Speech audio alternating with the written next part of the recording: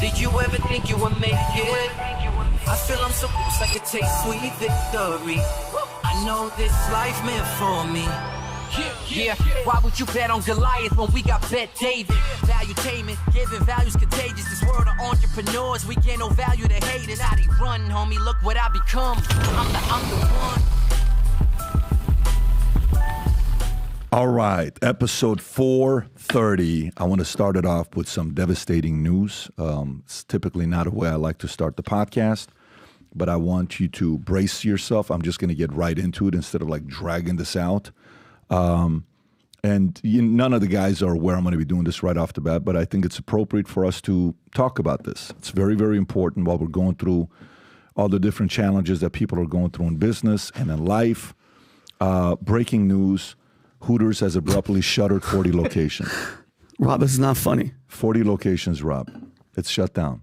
Okay, we got 2 complaints in HR already yesterday. They thought it was fake news because they thought it was Onion or Babylon Bee. It is true story.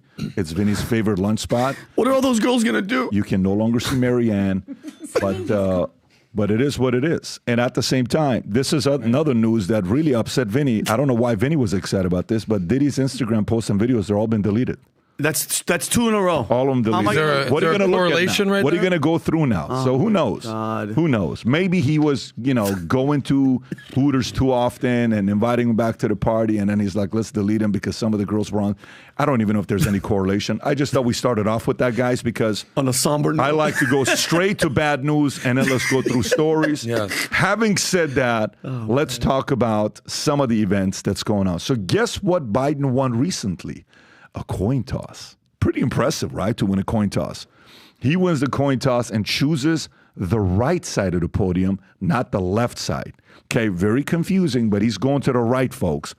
Giving Trump the last word is what he's doing, which obviously there's a strategy behind it. I think he's trying to, their team is thinking, let me start off by saying something to get under his skin like a multi-convicted felon, et cetera, and then Trump's going to get pissed and react. So that's like a reaction thing, could be a good thing. Who knows? Mm-hmm. Trump says he's decided on the VP pick, and they will be at the CNN debate. Yes. GOP plan for Democratic convention, bash Chicago as a mess. Kathy Wood says she will vote for Trump because he would do the best job for the economy. Trump gets massive polls boost after hush money trial conviction.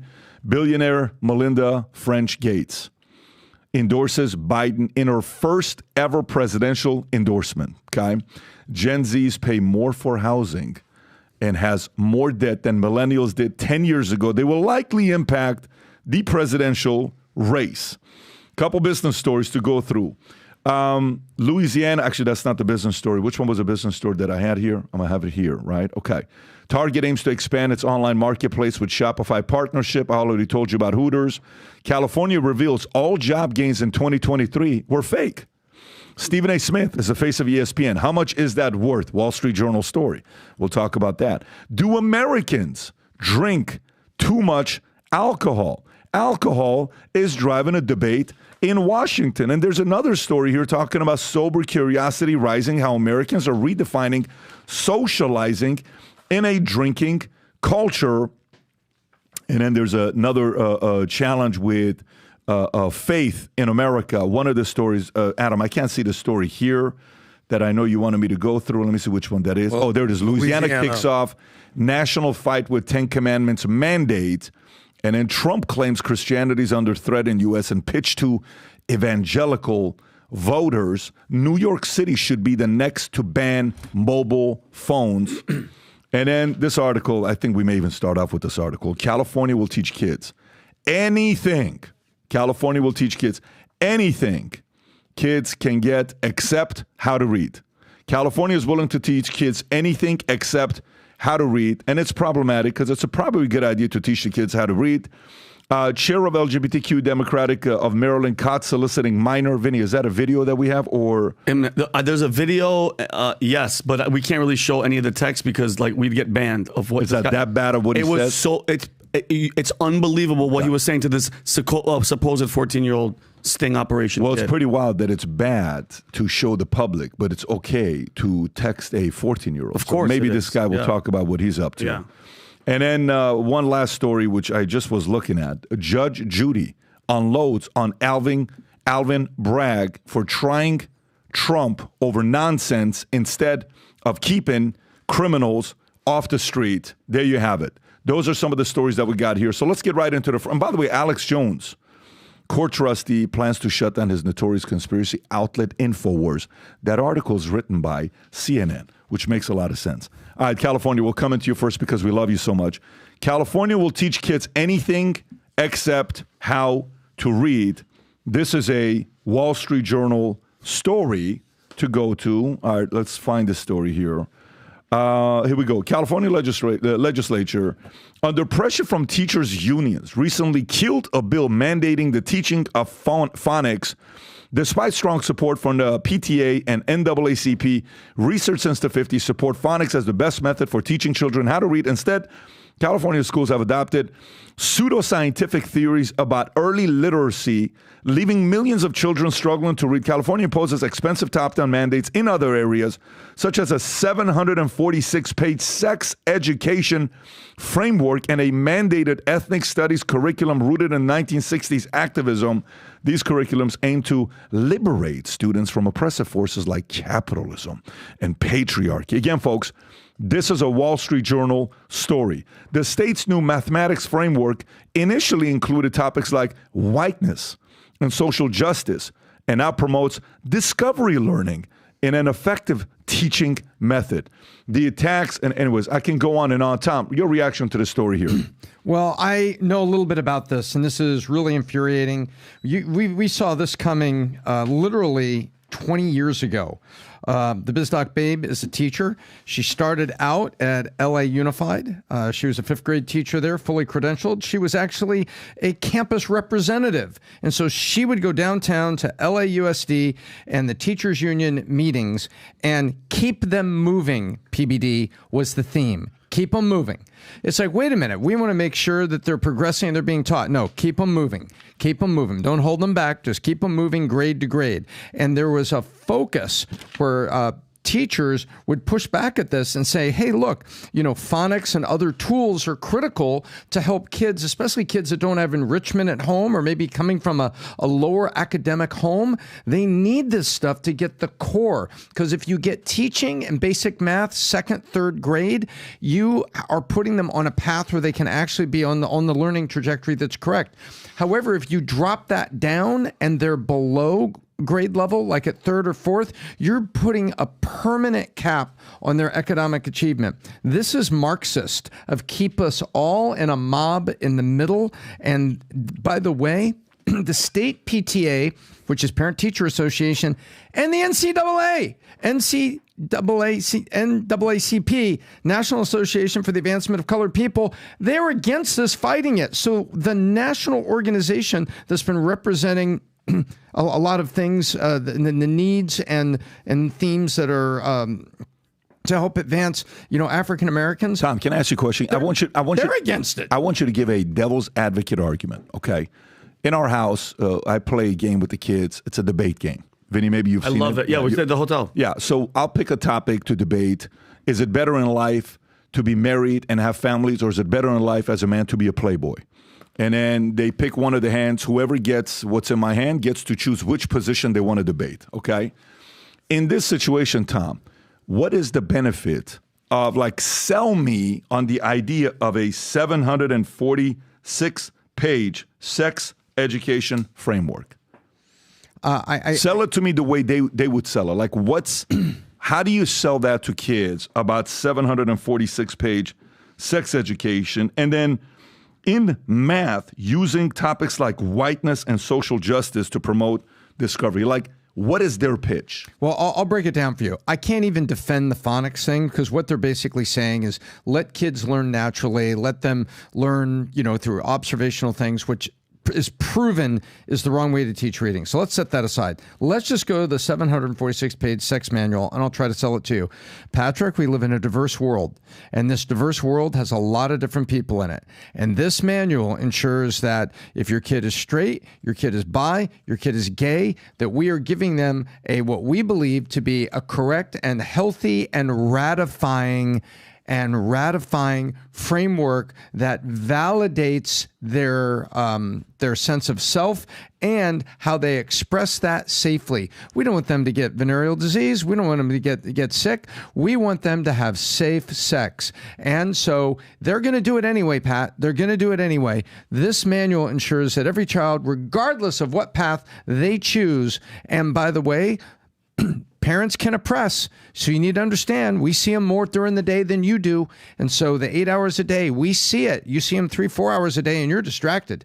We need this there so that every child, no child is left behind, and all of their the sex education, regardless of who they are, is present in the curriculum. That's how they're selling it. Well, I'm not buying it, Tom. Just want to let you know, you cannot sell it to me. The state PTA and the NAACP ain't buying it either. I'm not open to it. Adam, thoughts? Well, I feel like it's just like Groundhog Day. Every time that we talk about California, just something more ridiculous and ridiculous. And I think they get a lot of the headlines because they're the biggest state and they have the largest GDP and the largest population, from what I understand. But they're not the only state that is actually this progressive and liberal. Do you know what the most liberal state in the union is? What do you guys think it is? The most liberal state in the union? Yes. Oregon? I don't know. Which one is it? What's your guess? Because you're asking it that way, I would probably go like Massachusetts, Vermont. You're right. Massachusetts is number 1, Hawaii number 2, Rhode Island, ironically, number 3. This is according to Pew and World Data. Wow. And then California, number 4, and New York, number 5. So, if you find that one right there. But of the top 10 cities, 3 are in California. No other state has more than a city or 2. So when you're talking about California, because you guys are from California, it's important to point out that they're sort of in specific areas, not the whole state as a whole. So obviously San Francisco is the most liberal city in the country. And then you have Oakland, which is right across the bay there, and then obviously LA. But it's pervasive across the country. And I was talking on Connect to a guy, Jamal, who's a teacher in Massachusetts. And he's like, look, I'm not exactly a conservative. I'm a black guy, but I'm not necessarily a liberal. I stand up for what's right. He's kind of going through it. Shout out to this guy. But he's a history teacher. And he's basically saying, listen, my job's not easy in Massachusetts, being a black, moderate conservative type guy. But this is coming across the country, and there's a difference between being liberal and progressive.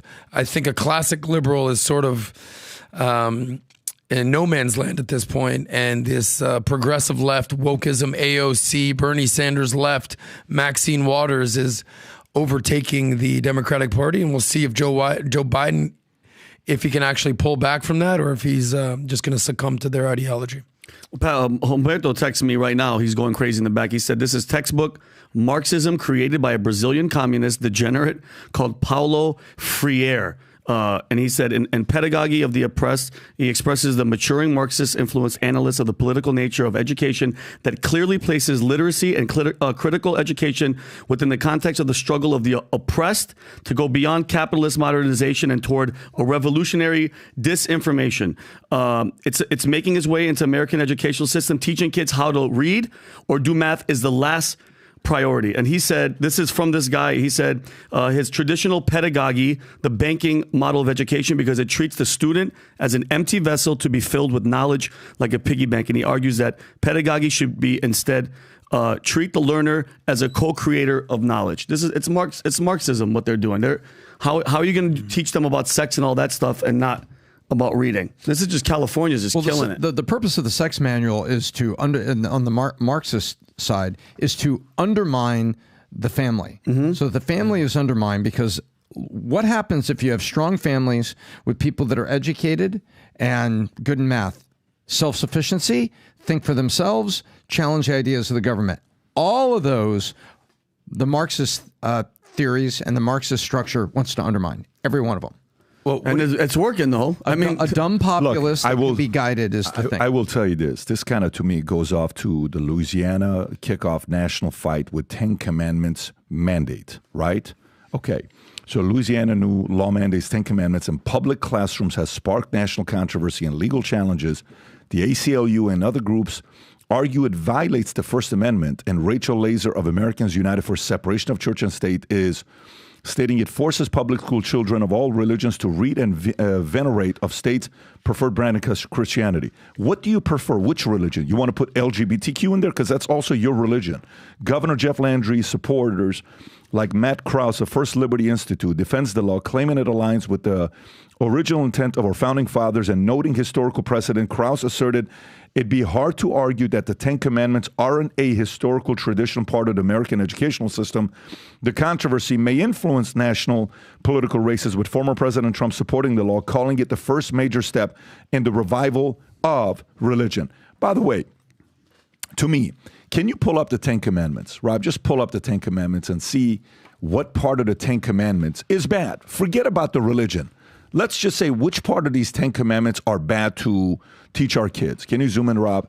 All right. Thou shalt have no other gods before me. Okay, that could be offensive because to some, they want to have LGBTQ before him. So I get why that would upset you. Number 2, thou shalt not make unto thee any graven images. Okay, go to the next one, Rob. 3, thou shalt not take the name of the Lord thy God in vain. So you're not able to say, God, you know what I'm saying? Yeah. Okay, 4, remember the Sabbath day, keep it holy. All right, you're trying to teach me discipline for me to do what I do on Sunday. I'm okay with that. Keep going to 5. Honor thy father and thy mother. Oh, that is terrible because they would much rather have that be said, honor thy teacher and thy politician. I get it. That could upset you as well. Go to number 6, Rob. Number 6 is, thou shalt not kill. Maybe they want to put something across the not, and at the end, maybe they put babies. I don't know. Maybe that's like something that, you want to kind of put there, and that's possibly something that offends you. Thou shalt not kill. Who knows? 7, thou shalt not commit adultery. Okay, go to 8. Thou shalt not steal. Basic common sense. Go to the next one. Thou shalt not bear false witness against thy neighbor. That's a big one because you're instigating. You don't want to divide. But God forbid, if we lose that, we can't divide people and pin them against each other. Go to the next one. 10, thou shalt not covet. Okay, so which part of these things are bad? By the way, did you guys see how the Copa America game opened up? Did you see how the Copa America game opened up with this man on stage? How he opened it up and what he said? No. Okay, I want you to play this, Rob, if you have it. By the way, this is on TV. We're probably not going to be able to monetize this video after we share this video. I could care less. I think the world needs to see this. Vinny, let me tell you what game this is so everybody knows. It's Argentina playing. Who's Argentina playing, Rob? Is this Argentina, Canada? I think it is. Yeah, it's Argentina, Canada. And he opens it up with this. Watch. Mensaje de paz. Dios bendiga América. El mensaje de Cristo sigue vigente y hoy en día. Which one are you playing, Rob? Which one are you playing? Are you playing the one I sent you, or are you playing... This is the one that you sent me. Okay, so do the one, find one that's in English on what he's saying. See if there's one in English. Okay, here's the one that I have. This is the one in English. Oh, you guys got to see. Oh, let me tell you. You're going to sit there, and he's saying this in Spanish, but obviously translated in English. Rob, if you can... find the one I just sent you. I think this one that I sent you shows the subtitles. Subtitles. Yeah. See if this one works. Watch this, folks. Watch this, folks. Watch this. Oh, here we go. Go ahead. Play this. That they may have life and have it in all its fullness. A full life consists of No, Rob, go in the love. beginning so the people can hear the whole thing. Go from the beginning. Go. Jesus said, I have come that they may have life and have it in all its fullness. A full life consists of love for each other, forgiveness towards each other, and unity with each other. This is possible when we focus on God, the source of life. God, we ask your blessing over the tournament, the nations represented, the teams, players, and families. May your peace, your protection be upon all. In Jesus' name, Amen. Wow. Are you kidding me? Open with the prayer. Pause it right there. That is so sick. He opens it up with that. Wow. Okay, he opens it up with that. Now imagine you're sitting here like, wait, we can't give that kind of credit to God. We can't give that kind of credit to Jesus. We can't go. So the pendulum shifts so much that they forced so much of this ideology down people's throats that they're like, no, stop. Mm-hmm. We're going to the values and principles that raise good communities. The people like him who have the courage to get up and do what he just did, you got to applaud him. Adam, I think you want to say something about the Louisiana story. Well, this Louisiana story, it begs the question of how much do we actually believe in separation from church and state? So, the conservatives typically believe in limited government. Now, this seems to be a little bit of government overreach. At the same time, we've talked about the decline in traditional values here in America, and it's slipping away. Family, community, religion, patriotism for sure. And the only thing that's actually increased is the love of money, which is nothing wrong with money. But how much should religion be a part of school? To me, school, if there's one of those values that should be a priority, it should be patriotism. Should the 10 Commandments be taught in school? Maybe. Should education be prioritized over indoctrination? For sure. But like I've said before and I've said again, let's just start with the Pledge of Allegiance. I remember in kindergarten, all through elementary school, I pledge allegiance to the flag of the United States of America. That shouldn't even be a question. Like a pledge of the allegiance, like believe in America, love America. There's people on the far left that actually hate America. There's people on the far right, say what you want about these people. They love America so much, they want it all themselves. But it begs the question of how much religion should be in school, separation of church and state. Now, I will say a lot of that is federal. This is whole states' rights issue. But I would lean towards having God and religion in school than out of school, and having morals and values taught to kids than not. But to just say, God's being infused into all your classes, I think is a little bit of a stretch. Tom. Well, look, either you're a nation of principles or you're not. And if you take a look where principles have come over the course of history in governments everywhere, there's been a faith component to those principles. And even if it's the absence of what you would call traditional religion, and you have the Marxist principles of the fake elevation of the worker and the reliance on the state, that is the religion of Marxism. And so if you have no principles, you have nothing. If you have no principles are like a ruler. How do you measure anything against anything if you don't have a set of principles? And this country was founded with Judeo-Christian principles that were woven into the founding documents. And look at the 10 Commandments. 4 of those things are laws that are on the books in all 50 states.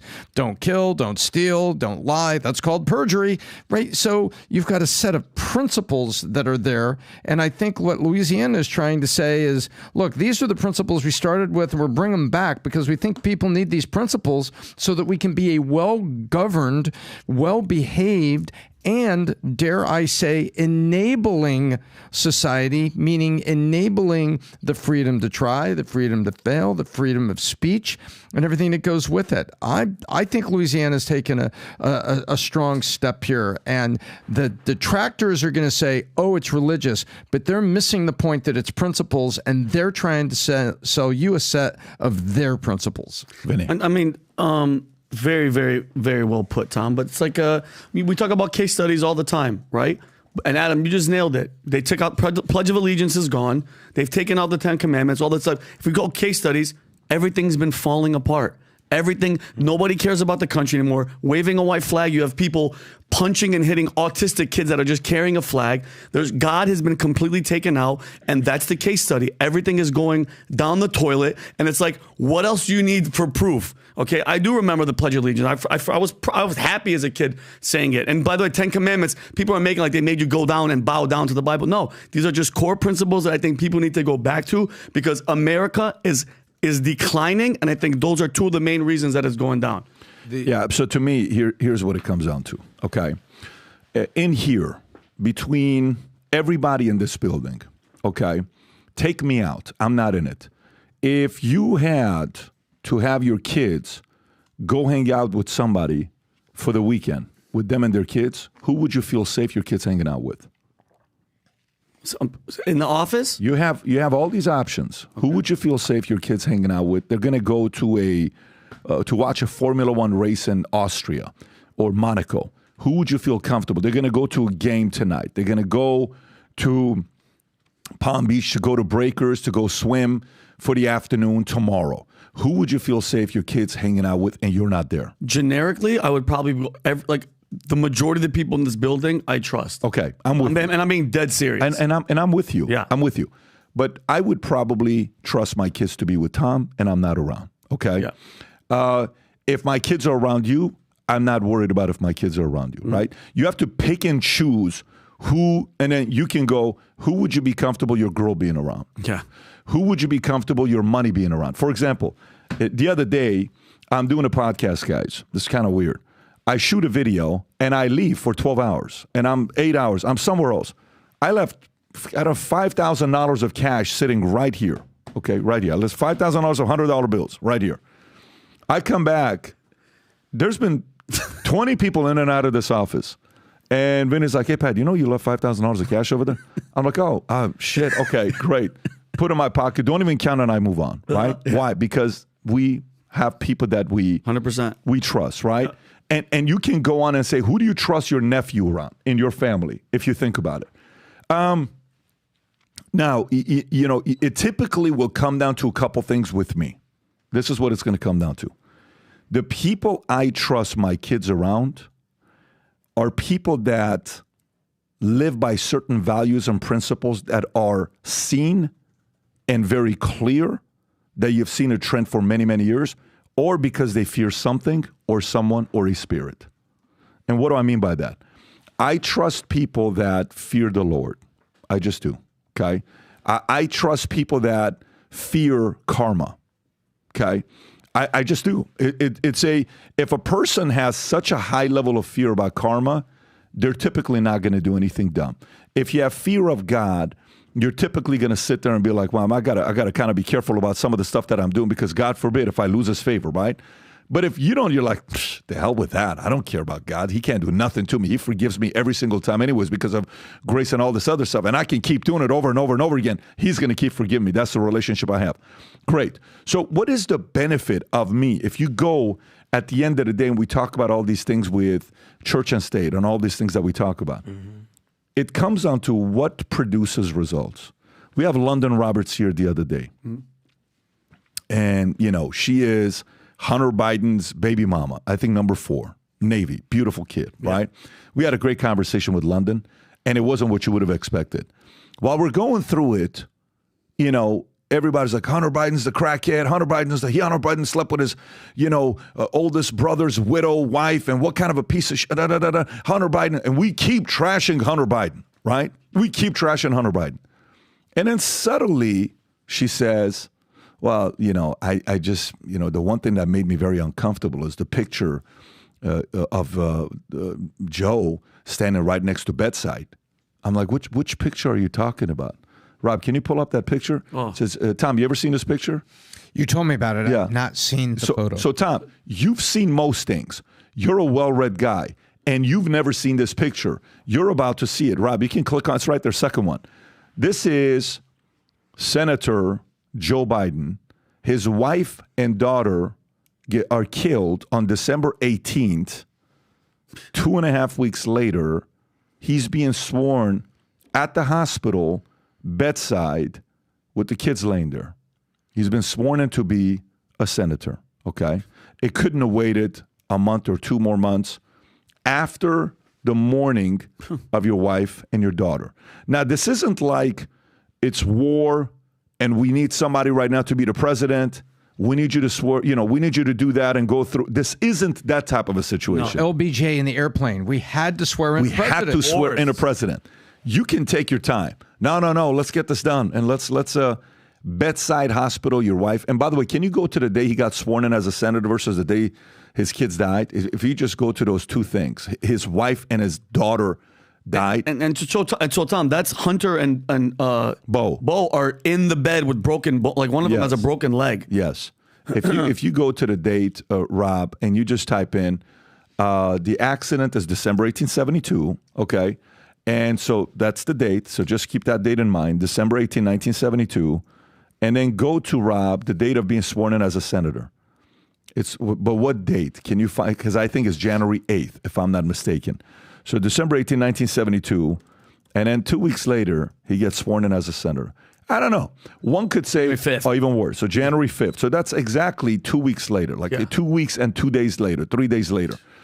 You didn't want to mourn another, starting with a bunch of sworn in. It's gaslighting. What's gaslighting? A small chapel at the Delaware division of the Wilmington Medical Center. No, that's by the bedside. The kids are in the picture. Correct. This is the Wikipedia that they are whitewashing. But you know what happens then? Then you fast forward and you see what the final product of it is. Yeah. What is the final product? Of the son. So at the end of the day, go to, Israel. Does Israel teach Judaism in church, in school?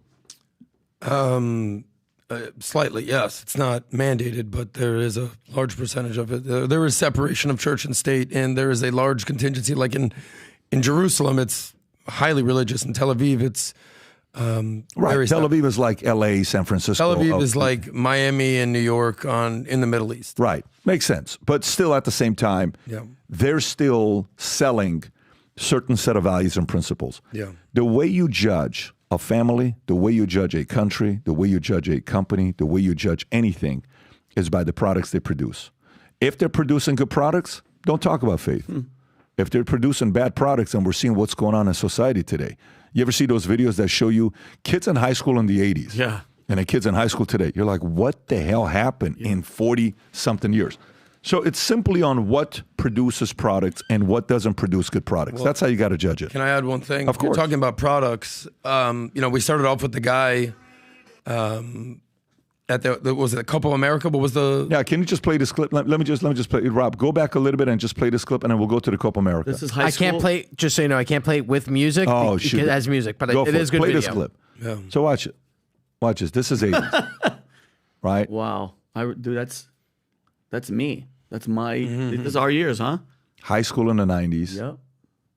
I graduated in '96. No chemtrails, Rob. You notice that? Look at this. That's the gangster. Look at that tank tops. That is a video camera. Yeah. Adam, go ahead. You were going to say something. Those about are the Copa good old America. days, man. You lived in the moment. You weren't. Phone. Yeah, social. phone, social, anxiety, depression. You were in the moment. There was nothing outside that it is in real life. But the Copa America, the guy, in the Pledge of Allegiance, it's one nation under God.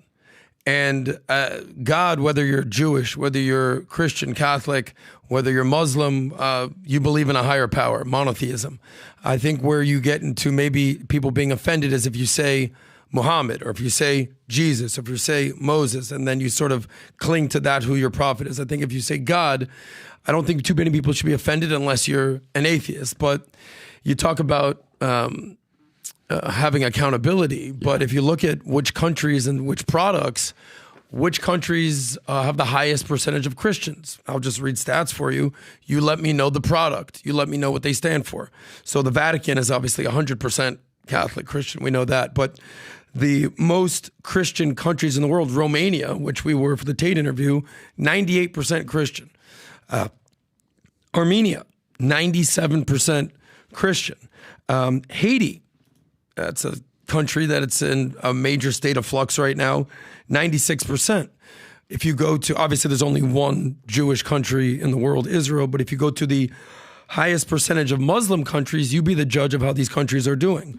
Somalia, 99%, country in shambles. No work. Afghanistan, 99%, country in shambles. Iran, where you're from, theocratic regime, 99%. Yemen, 99%. So at this point, one thing that I cannot, my enemy is extremism. Any sort of absolute extremism where you're not able to tolerate others. I think Christians are doing a better job of being a little more tolerant. You talk about Christians are sometimes too tolerant. The problem that in some of these countries, now there's failed Muslim and Arab countries, the ones I named, and there's one that are completely excelling right now. UAE, Saudi is making a major push, Kuwait. But you talked about the product. Some of the products that the Muslim world is producing is a little too extreme. And by the way, to say something on this topic before we leave, and this is going to upset a few people, but it's where I stand and what I believe, is I think Muslims and Jews have a lot in common. Both of them, you're at risk if you criticize them. One of them could be career-ending. The other one could be life-threatening. But either way, something could end if you criticize either party. Marmari goes up there, Bishop Marmari says what he says, and he gets stabbed in his eye, and he loses his eye permanently, okay? Just because he in his own gentle way, talked about the prophet of Muslims versus the prophet of Christians, right? And there is risk. But one may say that if you're also too critical of the Jewish community, your career could be done. Yesterday I sat down with Ice Cube and had a conversation with Ice Cube. It was myself and Rob, and it was a great conversation. But you can also tell that, the position he took a year ago when he's like, I'm going to get on, Tucker Carlson, I'm going to get on this, I'm going to get on this, I'm going to get on that. His position has changed. And one of the things he said, Rob, do you remember that line? Mind your own business and you'll live longer. That was not Ice Cube's position a year ago. What happened in the last year? I don't know. Was he too vocal? Did he get out there and to say too many things? Who's the entertainment industry ran by? So, to me, this is the one thing about Christians that you gotta give them. Last night we were at the Florida Panthers game with, Edmonton Oilers. Go Florida. They won. It was a ridiculous game. Dylan was hating life because of how loud the place was. He stood like this the entire time. Yes or no, Tom? He wears earplugs. He had his fingers in his ears with tissue just so he can't hear anything because he needed, earplug. And I'm leaving last night, and these 4 Jews pulled me aside, and two of them live in Boca, Miami, 2 of them live in New York. And I'm having this conversation with them. They're like, I like the conversations you guys have. It was a very, very good conversation on what we're talking about. But to me, the part about Christians, not all. I'm not sitting here blanket statement just because you're a Christian. They're generally they see the good in others. They generally see the good in others. Generally, as a faith, it's seeing good in others. And I think I like the fact that they're coming out here and just being a little bit more assertive about their views and principles. They've produced a great product. You can say whatever you want. The world comes to America, and this country was founded on Judeo-Christian values and principles. Most of the Constitution, the commandments were written purely right out of the Bible. And go to the White House, go to the, not Smithsonian, but what's the other building that you go to, Capitol, and you see all these things written in their scripture. I think they did pretty good. And, as a country that started off tiny, small, nobody knew, to become the most powerful, greatest country in the world. And what did the fall come? When we stopped praying, and we stopped being proud, and we stopped talking Pledge of Allegiance, and we stopped doing some of that stuff. We paid a big price for that over the years. I'm going to go to the next topic, but I'll give you the final thoughts, 30 seconds. Well, I think you are right. I think, obviously Judaism was the first monotheistic religion, and then Christianity, and then Islam. So there's, I think, a lot of uniformity in all 3 religions. But I will say that there's some validity to what you're saying, is that in the Jewish faith, there's things that they will do to maybe shut you up, as well as in the Muslim faith. Now, the difference is, in the Muslim faith, a lot of it is biblical. It is literally, you cannot criticize Muhammad. We've seen what's happened in the Charlie Hebdo attacks. We've seen this. They will kill you. There's 2 billion Muslims. What's 1% of 2 billion if they're radical? 20 million people? What's my math on that? So in the Quran, respect to the moderates and the synergists out there, they believe in jihad, they believe in the caliphate, they believe in paying the jizya, which is a tax if you're not Muslim. They believe in Sharia law, and if you don't succumb to their beliefs, they will kill you. Now, to my fellow Jewish friends, it's not biblical. Who started this thing? Moses and the 10 Commandments. Let's just go back to that. So biblically, they've set the tone for how to interact with others.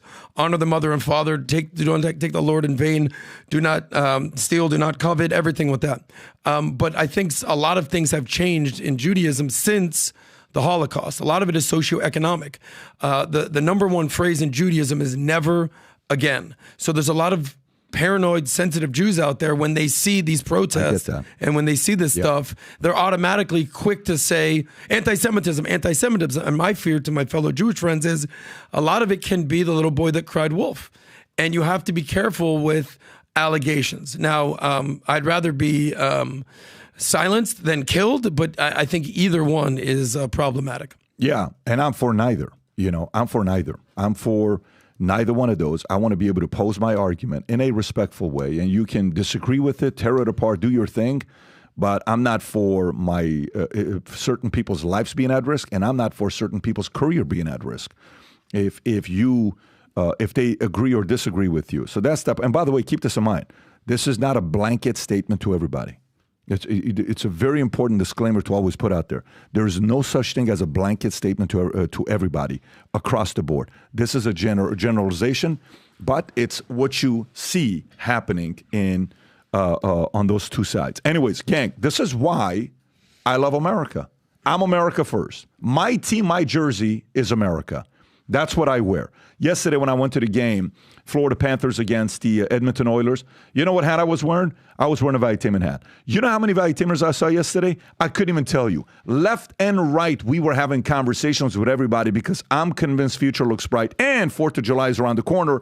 We told you guys we had a complete new merch drop, but I'm going to show, if you're looking at the, Rob, can you actually go to the store so I can tell them what's sold out and what's few items are still left or not? If you just go to vtmerch.com and go to the 4th of July right there, if you can click on that. Okay, so let's go through. The USA hat is officially sold out. There's no more. That went in no time. The one to the left of Vitamin, there's 37 of those to the left of that right there. There's 14 of the trucker one, whatever you want to call that, right there. There's a few shirts left. There's a few sweaters left as well. And then if you go onto homepage, there's a blowout sale of 50% that we're running for 4th of July. But here's what you got to keep in mind. If you stay at the top, Rob, the slides will switch. Here's what we're doing. This blowout sale of 50%, it's get it now before things are going to be fully sold out on 4th of July because it's still there. So my suggestion, go to vtmerch.com. Place your order, have the gear ready for 4th of July, then tag us. Hashtag VTMerch. I want to start showing our folks around the world, valuetainers, wearing VT gear with VT hats. Future looks bright, and I want everybody to start finding each other. This contest we ran with the Manek people that were in town Friday, and we had dinner at Casa D'Angelo, and then we had cigars till midnight. It was so awesome talking to other valuetainers who also love America. So, blowout sale, VT merch. Here's the QR code. Go to it. 50% off. This is a 4th of July sale. Again, all this stuff is going to sell out one by one by one. I'm just telling you in advance because you're going to see this on 4th of July. That's the QR code. Or go to vtmerch.com. Get the gear. Sport the gear. Celebrate 4th of July. Celebrate the greatest country in the world. And have the pride when you go around to other people because that's what valuetainers do. We're going to put the link below as well. But there's also the QR code. Now, let's go to the next story. All right. Next story we got is the debate being around the corner. Okay.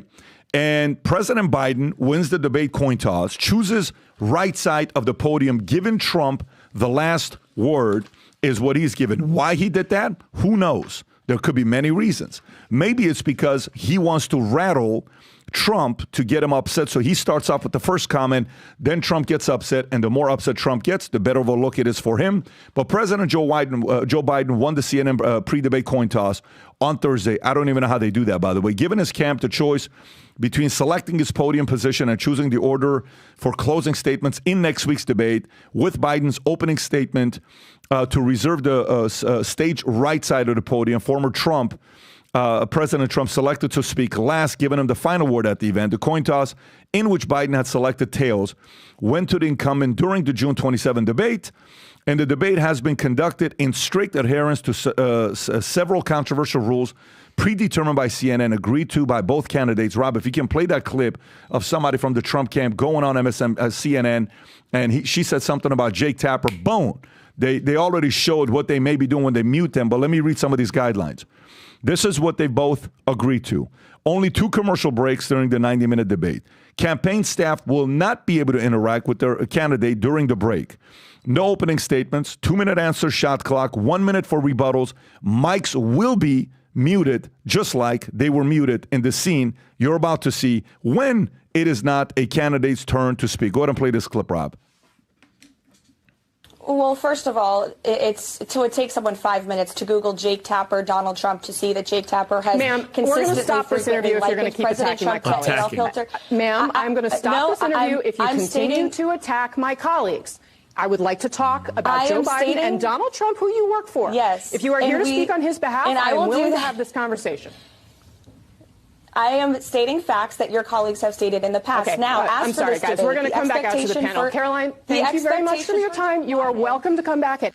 Well, first of all, it's... There you go. So that's kind of what it's going to look like when they decide to mute President Trump. But what are they worried about? So you can't come there and be critical. How many people, by you doing that, actually you think went online and typed in Jake Tapper and Trump? How many people you think searched that? Oh, it's a trigger. Yeah. People, there's all kinds. I would love to see the Google trend on that. Yeah. Like, whoop. Yeah, and I sent Rob that bottom one, PBD, that one right there, the N wokeness. Look, by the way, this guy, great question. I don't know. It has to be a tactical move. I think you mentioned it. They didn't think Trump was going to agree to do this, right? No, they did not. It's going to be a shit show. I guarantee, if Joe Biden is not drugged up out of his mind to make him last this hour and a half, it's going to be nuts. But why would you agree to have a guy? Jake Tapper is one of the most Trump hating guys on the planet. I know they always shift and people always go like Bill Maher. Oh, he said something nice. He's coming around. They've never come around. Can we play this, PBD? This is Jake Tapper just, over the years. The dehumanizing rhetoric of Adolf Hitler is once again alive and well on a national political stage. This time, of course, in the United States. Donald Trump, a couple times over the weekend, referred to immigrants from South America, Africa, and Asia. He did not mention Europe. South America, Africa, and Asia as, quote, poisoning the blood of our country, which it's not hyperbole. That does very directly echo Adolf Hitler's language before World War II. To open up a copy of Hitler's Mein Kampf, you would find the Nazi leader describing the mixing of non-Germans with Germans as poisoning. There's really no other way to say it. Donald Trump's language mirrors this directly. Hitler, it drives me nuts. It's Trump derangement syndrome. They didn't think he was going to take the debate. He's saying, I'll take it no matter what. And I'll tell you why strategically it's going to work out. Every time they try to use these techniques and judicial activism to take out his legs, to knock him down, what happens? The dust clears and the polls move. Mm-hmm. This is not going to go well for them. If a fair-minded person is sitting there, a moderate watching, and sees manipulation, him being shut down or treated unfairly, then the debate's over. It doesn't matter what you analyze. And you know what? You got to find out which Biden's going to show up. The drugged up one from the State of the Union, the CIA operative wearing a mask or whatever, whatever you want to believe about that. Yeah. Or what is it? But when they try to go after him, it doesn't go well. It helps him. The whole coin toss thing, whatever's going on here, it's reminiscent of how basically politics has turned into sport and entertainment. There's a term out there, you'll probably appreciate this, PBD. It's called polytainment. It's where politics and entertainment are infused. You could probably find that, Rob. But, they say that DC is Hollywood for ugly people. And I think it's very true. Now, nobody is better at getting eyeballs in the attention economy as Donald J. Trump. He's must-see TV. We all know it. It's going to be a debate versus Trump and Biden. We'll see what happens there. But we're going to see what happens. Now, in the spirit of sport, what they're talking about, there's no opening statements. There's a 2-minute answer shot clock.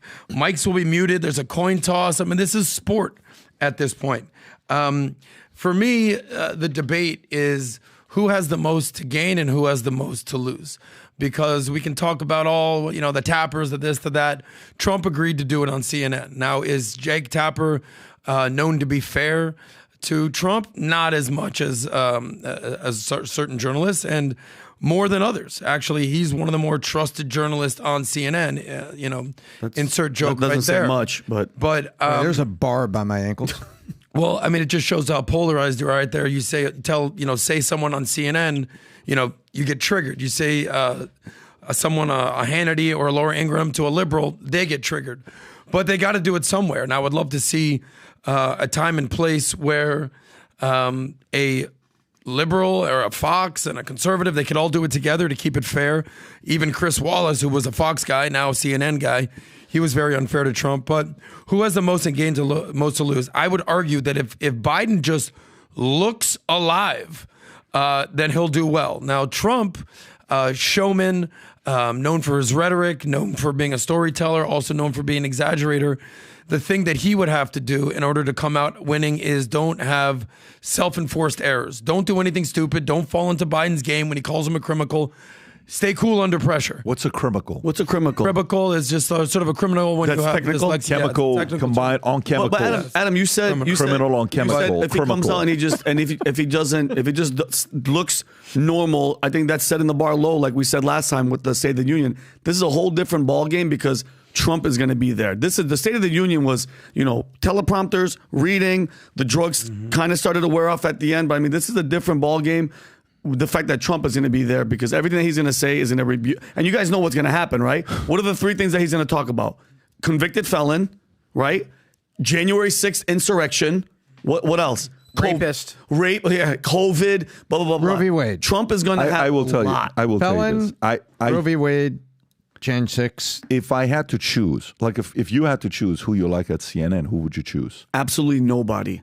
No, you have to pick one person. Like, for example, if you have a choice to say Fox is going to moderate one of the debates, CNN is going to moderate one of the debates, who are you having as a moderator from CNN? You have to choose somebody. I think Jake's the guy. Jake's the best guy on CNN. But by the way, I'm telling you, Jake's the guy. Yeah. Now, Jake can't stand Trump to save his life. But let's go through it.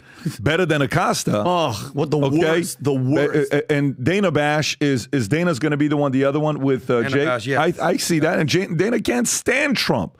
But I think it's better than anybody else on that list. Go a little lower. Wolf couldn't control his emotions. He's crooked and he's sideways. He'd have to go to the bathroom. He would be very uncomfortable. Caitlin Collins is she's already had her chance, so they've already put her on there before with Trump, and Trump destroyed her. I think Anderson Cooper would have done good. It's between him and Jake. Who else you have? So Jake's really the guy. You got John that you have King. to choose. They got John King on the. By Van the way, Jones. It wouldn't be Van Jones. Pull up Fox. See who do you think would be fair to Biden? To do what? To have Fox somebody to moderate? I'm just saying, like, either way you cut it, CNN is going to skew more towards Biden, and Fox and I'm totally okay with that. And by the way, guess what? You think Hannity's going to be fair to Biden? Guess what? None of it will matter. I don't care who you put in there. Trump's going to win the audience. I don't care who you put in there. Meaning the social, the people that are going to be reacting. Trump's going to win the audience over. He's already winning the audience over. The guy's already campaigning all over the place. It's not even going to be a close call between these two guys on what's going to be happening. But at the same time, RFK is not a part of it. Okay? RFK is not a part of it. Huh? I think that's bullshit. So tell me your position with RFK not being a part of it. I mean, there's a certain threshold I think that the candidate has to reach. I think it's 15%. He's teetering on 10 to 12. I don't know what the number is exactly, but don't get it twisted. RFK is the most viable third-party candidate we've had since 1992 with Ross Perot. He single-handedly is going to sway this election. Now, the conversation is he taking more from Trump? Is he taking more from Biden? But I think it's absolute bullshit that you don't have a guy like RFK on stage to hold these two presidents accountable. And anyone that doesn't agree with that is probably just a homer. But you just said about the percentage. If he doesn't qualify, it's not bullshit. You just didn't make it. Yeah, I mean, I feel what, but Adam, I feel what you're saying. If he was qualified and then they were like, no, you can't go on, that's a different story. It is. They need to have 4 national polls at 15%. And find out where the national polls are with RFK. This is so predictable. This is so predictable to me. CNN, this is the death rattle of a dying network. CNN, this is the last gasp for CNN. They're even having to try and bully the other networks to present the CNN logo, all the people that are going to be, all the networks are going to be rebroadcasting it. This is so predictable to me. They want to prop up Biden. He's their candidate. They want to help him the best they can. And this is what's coming out to do it. But what they can't fight is what the American people can see with their own fair eyes. And Trump is going to win the day with this, and you are going to see it. And as they try to treat him unfairly, you're going to see more Americans doing the same thing they did in Georgia. They said, look at Georgia. Georgia's not even a swing state right now. No, it's Georgia's not. Done. Yeah. The Georgia is bright red outside of a little blue dot, you know, in the middle of Atlanta, which is Fannie Willis's ass, right? You can see from space. Tom. You know, this is it. You can just see it. You know, come on. No. And by the way, we don't know American people are swinging. But guys, let's be honest with each other. I don't trust anything the left. I don't trust anything CNN or any of these people do. All right, we don't know what we're gonna get. If they don't drug up Biden or have a stand-in mask or whatever, and they just let him go out there raw for 90 minutes with those 2 breaks, and they want him to fail, that's gonna be their perfect ploy for everybody to go, oh God, guys, look at how old and senile and dementia he is. Let's move on. We can't, guys. You saw it we showed you what he is. Now we have to move on. Yeah, I was talking about CNN. Now you're talking about the strategy inside the DNC, which I happen to agree with. Yeah, they say, look, if our guy fumbles and everything, and they say, just spray the WD-40 on the stairs. Let's get it over with. Yeah. And let's go put it in the hot spot. Did you guys see what Trump had to say about RFK on the plane? That little speech he gave. No. It's interesting because nobody can give you credit, but also diss you in back-to-back sentences better than Trump. Yeah. I don't know, Rob, you have that. He's like, they're not going to have RFK on the stage. People say he's very liberal. Love to have him. Great guy. Super lefty. Piece of shit. But, he's, I would love to have him on stage, but he didn't qualify. Loser, but I'd love to see him. Yeah. He's America true and true. He's like America. We bomb the shit out of you, then we comfort you. We feed you. Is that what it is? We're nice. Yeah, that's how we roll. He's America. You can probably find it on Twitter. Yeah. No, it's on his plane. I'll say a couple things about this, and we'll move on with RFK. I would have liked to have seen RFK on there. Is that what? Yeah, this is the video where he's. How long ago is this? This is 2 days ago. Yesterday, June 25th. It was posted this morning. At Go ahead and play this clip. I know that RFK Jr. wants to try and get onto the stage on Thursday, and I'd love to have him, frankly, because I don't think he's much of a debater. And he's got some very liberal, radical left ideas. But I would love to have him, but you have to get certain numbers. That was the criteria, and he's way below those numbers. He's not coming close. So I hope to see him up there someday, but it looks to me like he's not going to qualify on many fronts. But he'll be there, and, they say he hurts Biden more than he hurts me. I don't know if that's true or not, but they say he hurts Biden because he's a serious left person. And you know what? If he is, that's good. I don't really care. I'm going to Cleveland. It looks like we're doing great in Ohio. We're doing great in just about every state we're in. Every poll number that's coming in is looking good. We're leading just about every poll on a national basis, also on a swing state basis. And I look forward to Thursday night. It'll be great. And again, I saw RFK Jr., nice guy. I hope he can debate because I really think it would be a good thing to have him up there. I'd love to have him up there. But you have to do better than 6 or 7 points, like by about triple. Maybe someday he'll be there, but I sort of doubt it. Thank you. Every other sentence is great guy. I love the guy. Piece of shit. By the way, here's a thing. Mm-hmm. Do you think Trump is going to pursue the COVID investigation? Do you think Trump's going to pursue Fauci? Do you think Trump's going to go after China about Wuhan lab? Do you think he's going to do that? Do you think Biden's going to do that? We know for a fact Biden's never going to do that. Ever. Okay. But what are the chances that that's going to be one of Trump's 5 things he's going to do? I'm telling you right now, PBD, and you guys know I 100% support this guy. If he doesn't do the majority of things that you're saying, if he doesn't release, which he said recently, again, he's going to release the CIA documents with the JFK because we need to find out. That's not what I'm asking, though. That's not what I'm asking. I'm asking specifically about COVID. What China did, Wuhan lab, the leak, Fauci, the studies of all these vaccines that they pretty much got immunity. I want to know what's the likelihood that that's on his top 5 list? I don't think it's up there.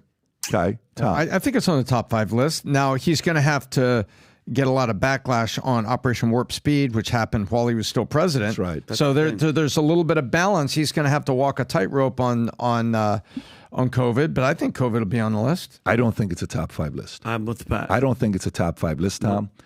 And I think it's in RFK's top 3 list. Yeah. I think as a environmental lawyer, what RFK's got is the following thing. He has got a few things that you can't teach.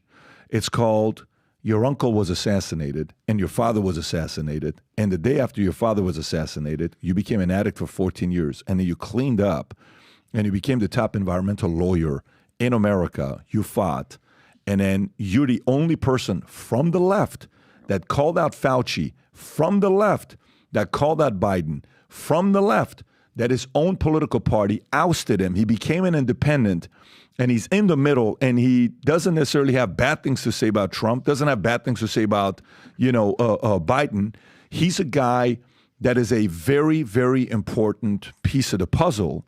And for me, look, if the market speaks and the market says this is the percentage you're getting and there's no interest, I don't know how much of this had to do.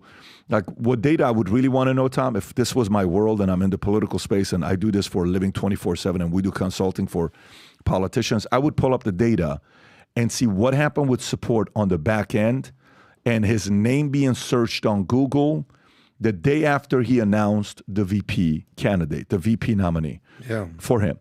And then I would look at it and say, how many searches did she get? How many support did he get? Did support go up? Did money go up? Did percentage go up? Did any of that stuff I would look at to see if that was an event or not? Because one can study and say, well, the day we announced XYZ, that's what hurt the company. The day we brought that talent, the way we bring this, there's plenty of ways to study this. That's a different story. That's strategically the team. Mm-hmm. And he as leaders can be criticized for, hey, maybe you could have chosen somebody else. And, maybe his number one option was Tulsi, but Tulsi didn't want to be VP for him. Tulsi wanted to be VP for Trump. Who knows? A lot of those things that are happening behind closed doors.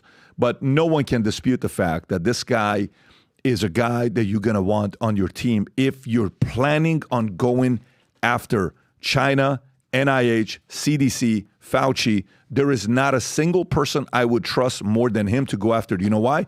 Because he's a true believer. It's the only thing. In that specific area, when I asked him about puberty blockers, I don't know enough. We're not on the same page. When I asked him about all these other things, but I think RFK still got a place, and I think there's still a percentage of Americans that are sitting there saying, we need someone to do something with this. I don't know what that means with Trump and RFK having a meeting and having a conversation. I don't even know if either one of them would be open to that. But if there's one thing you know about Trump, Trump follows the old playbook from Art of War, man. When the guy is down, don't even give the guy second chance to live. Kill him on the spot. Then, after he's killed, then befriend him. That's Trump's strategy of how he is and how he competes. Cold-blooded is what he is. Yeah. Cold-blooded. Yep. And then if you realize I'm the alpha, we'll be okay. That doesn't work with everybody, but it works with most people that he comes across. Anyways, all right, let's go to the next story here with this. We'll see what happened there. Andrew Cuomo. Did you guys see what Andrew Cuomo said to Bill Maher? Yeah. Rob, you want to play that clip with Andrew Cuomo and Bill Maher? They're going back and forth, and Andrew Cuomo talks about one of the biggest mistakes they made in New York with the hush money. Watch this here. Go for it. The trial in New York, the one he got convicted for, was the greatest fundraising bonanza ever. He was lagging behind Biden, and now he's pulled quite a bit ahead. That trial was the greatest reason people had to send their checks for 5, 10, 25, whatever dollars to Donald Trump. So I was always with you on the one in New York, the hush money trial. I don't think they should have brought that one. It was just always going to look like a sex case, and people were always just going to look at it that way. So anyway. That case, the Attorney General's case in New York, frankly, should have never been brought. And if his name was not Donald Trump, and if he wasn't running for president, I'm the former AG in New York, I'm telling you that case would have never been brought. And that's what is offensive to people. And it should be, because if there's anything left, it's belief in the justice system. And by the way, that is why I don't believe the convicted felon thing every time Biden says on June 27th is going to work. I actually think it's going to backfire on them. I'm telling you, I want Biden to say all that stuff. I want Biden to say, look at you, bankruptcy this, convicted felon this, convicted felon that. I want him to say that. You know how much ammunition Trump has to come back to that? Do you know if there's anybody you want to debate that you have public dirt on that you can go up against? There isn't anybody easier to go up against, ever, maybe, than Joe Biden. Maybe there's only one other person ahead of him. Maybe only one other person. That's Hillary Clinton. Oh, yeah, big time. Because Hillary Clinton, not only did you have dirt on her, but you had dirt on him. What can you say about Jill Biden? Oh, my God, so much.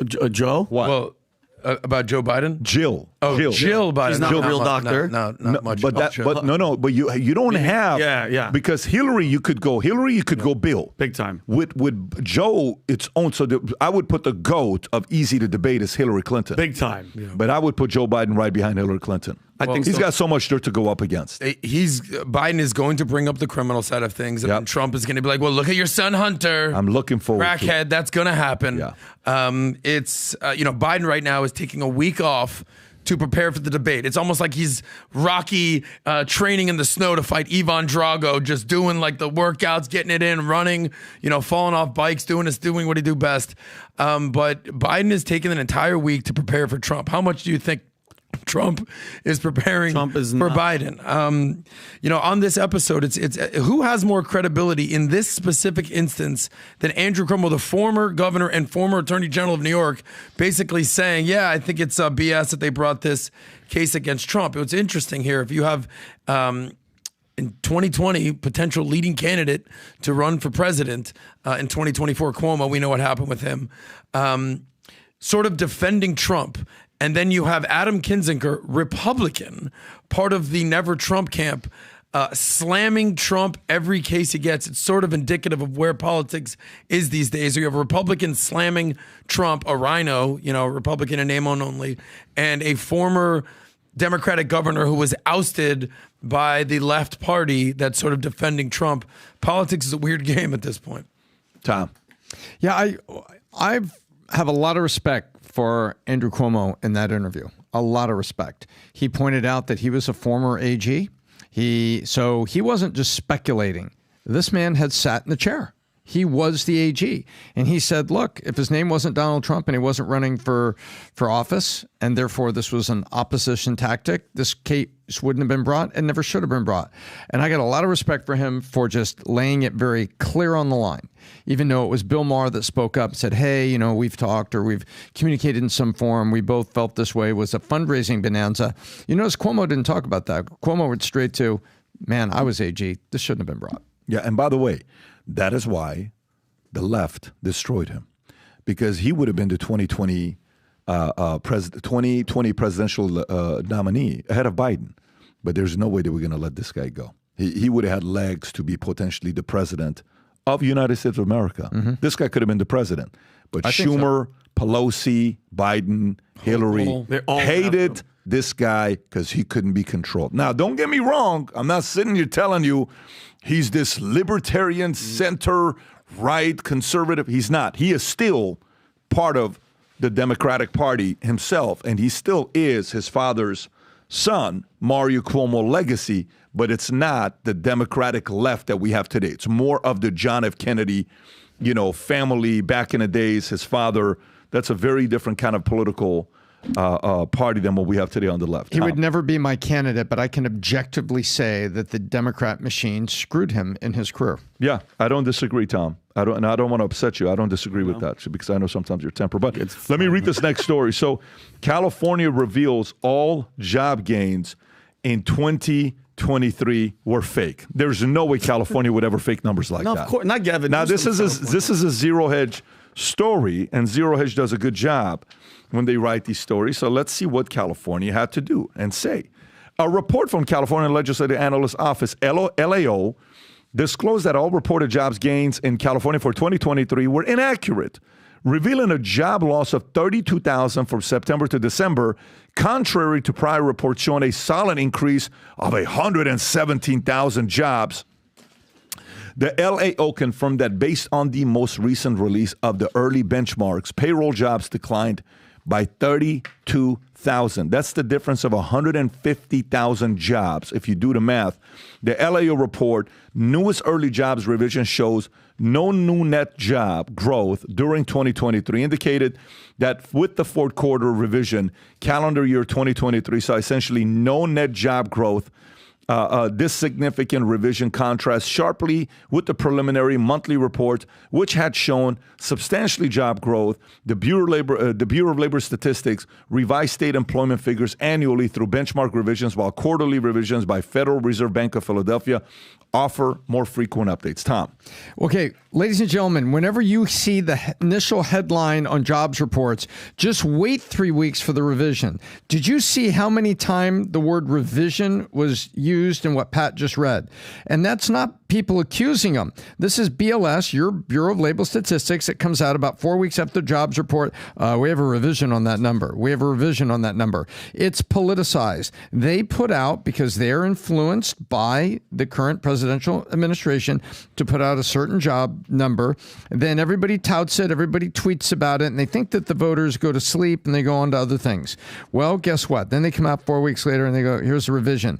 Now, California is getting ahead because BLS, that's the nation, that's Washington, revises the state employment figures annually, meaning they go and they audit, like the IRS, they audit those and they update them.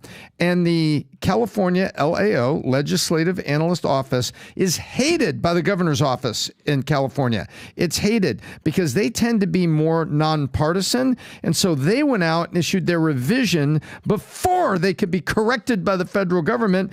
And when they put the revisions in place, 3 minus 2 equals 1 minus 1 equals 0. Yeah, we really didn't have jobs there. And worse, by the way, when you peel back the onion, one more PBD, full-time jobs were lost in significant quantities, and the net replacement was part-time jobs. So even though they went to net zero, underneath it, there is a huge shift of loss of full-time jobs being replaced by little part-time jobs. This shows just how bad it is, and that the migration out of California, businesses cutting payrolls in California, all those restaurant chains and everything that were closing in Oakland, the math is coming down. Gavin Newsom gets a 0 on this test. Well, at least he... No, go ahead. I was going to say the homeless thing. No, I'm not. I'm just saying he gets a 0. Net zero job growth. It's a 0. No, I appreciate that perspective, Tom. All I can think of is that in 2020, 2021, 2022, how many people left California? You know, they nominated Gavin Newsom 3 times in a row, U-Haul Employee of the Year. I think this was 2024 was the first time in the fiscal year that they've actually had a net population growth. Tom, you broke down the stats of what's going on in the job situation right there, but we've said it time and time again. I don't know what the hell's going on in California. We talked about them raising the minimum wage, but the minimum wage is nowhere what a living wage needs to be in California. I'm always remembering that conversation we had at what's your favorite restaurant? The Japanese place, Yoshinoya. Hey. And the guy came up to PBD. And high end. Yeah, it's amazing. Right. And he's like, hey, I don't like what you're talking trash about California. And he's like, well, tell me why. It was an interesting argument. It was like, this is right after the RNC debate. It was interesting. And we sit there and had a conversation with them. It was 11 o'clock at night. Conversation. Yeah. And as you unpeel the onion, to use Tom's analogy right there, it turns out that he was sort of a real estate investor, and he was not investing in any property in California. Oh, weird. He's like, yeah, I'm a Mexican guy. Like, a lot of my properties are in Chicago, and why in Illinois? Why all that? Oh, it's cheaper there. Oh, what do you mean? It was an emotional response. Yeah. He didn't like that you were talking trash about California emotionally, but when he had to think rationally and put his money where his mouth is, it turned out it was a horrible bet. Listen, talk all the crap you want about California and all about Gavin Newsom. You guys are bashing this freaking amazing guy. He just built a high-rise in downtown LA with $600,000 units for the homeless in downtown LA. So if you want to talk crap, at least the homeless people now are not going to just be on the ground, Pat. They're going to be, by the way, $600,000 high rises for all. Can we revisit this in 1 month and see what this place is going to look like? And if they don't have security and people watching for drugs and everything. Do they have a pool and a workout room? Can you play the clip, Rob? Vinny, let's quit and move back. And by the way, this is after that story a month ago when they just lost $20 billion on trying to fund homelessness. PBD, this is downtown LA. Look how sick this is. Look how sick these buildings are. Today they are. We'll check in them. Yeah. I mean, well, if you had to guess, Tom, what, a month?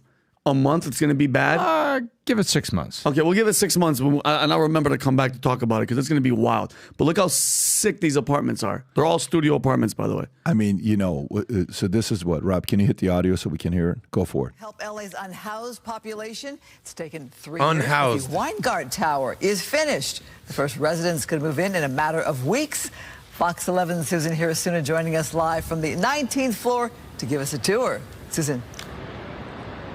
Yes, and Christine, let me just tell you, this is just one of the common areas for the residents. I want to give you a look at the view from the 19th floor, and let me tell you, this is a view that many people would pay good money for, but here, this building is specifically dedicated and fully dedicated to those who are low income or unhoused. Low income or unhoused? There's a big difference. 2, cut.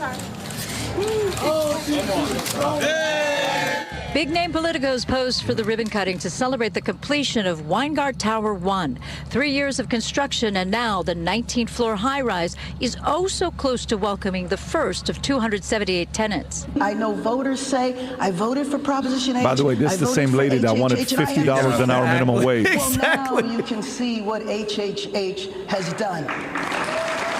And what HHH has done is build an affordable apartment community. There are 47 one-bedroom apartments and 228 studio apartments, complete with linens, cookware, Is this Section 8 or this is for homeless people? This whole...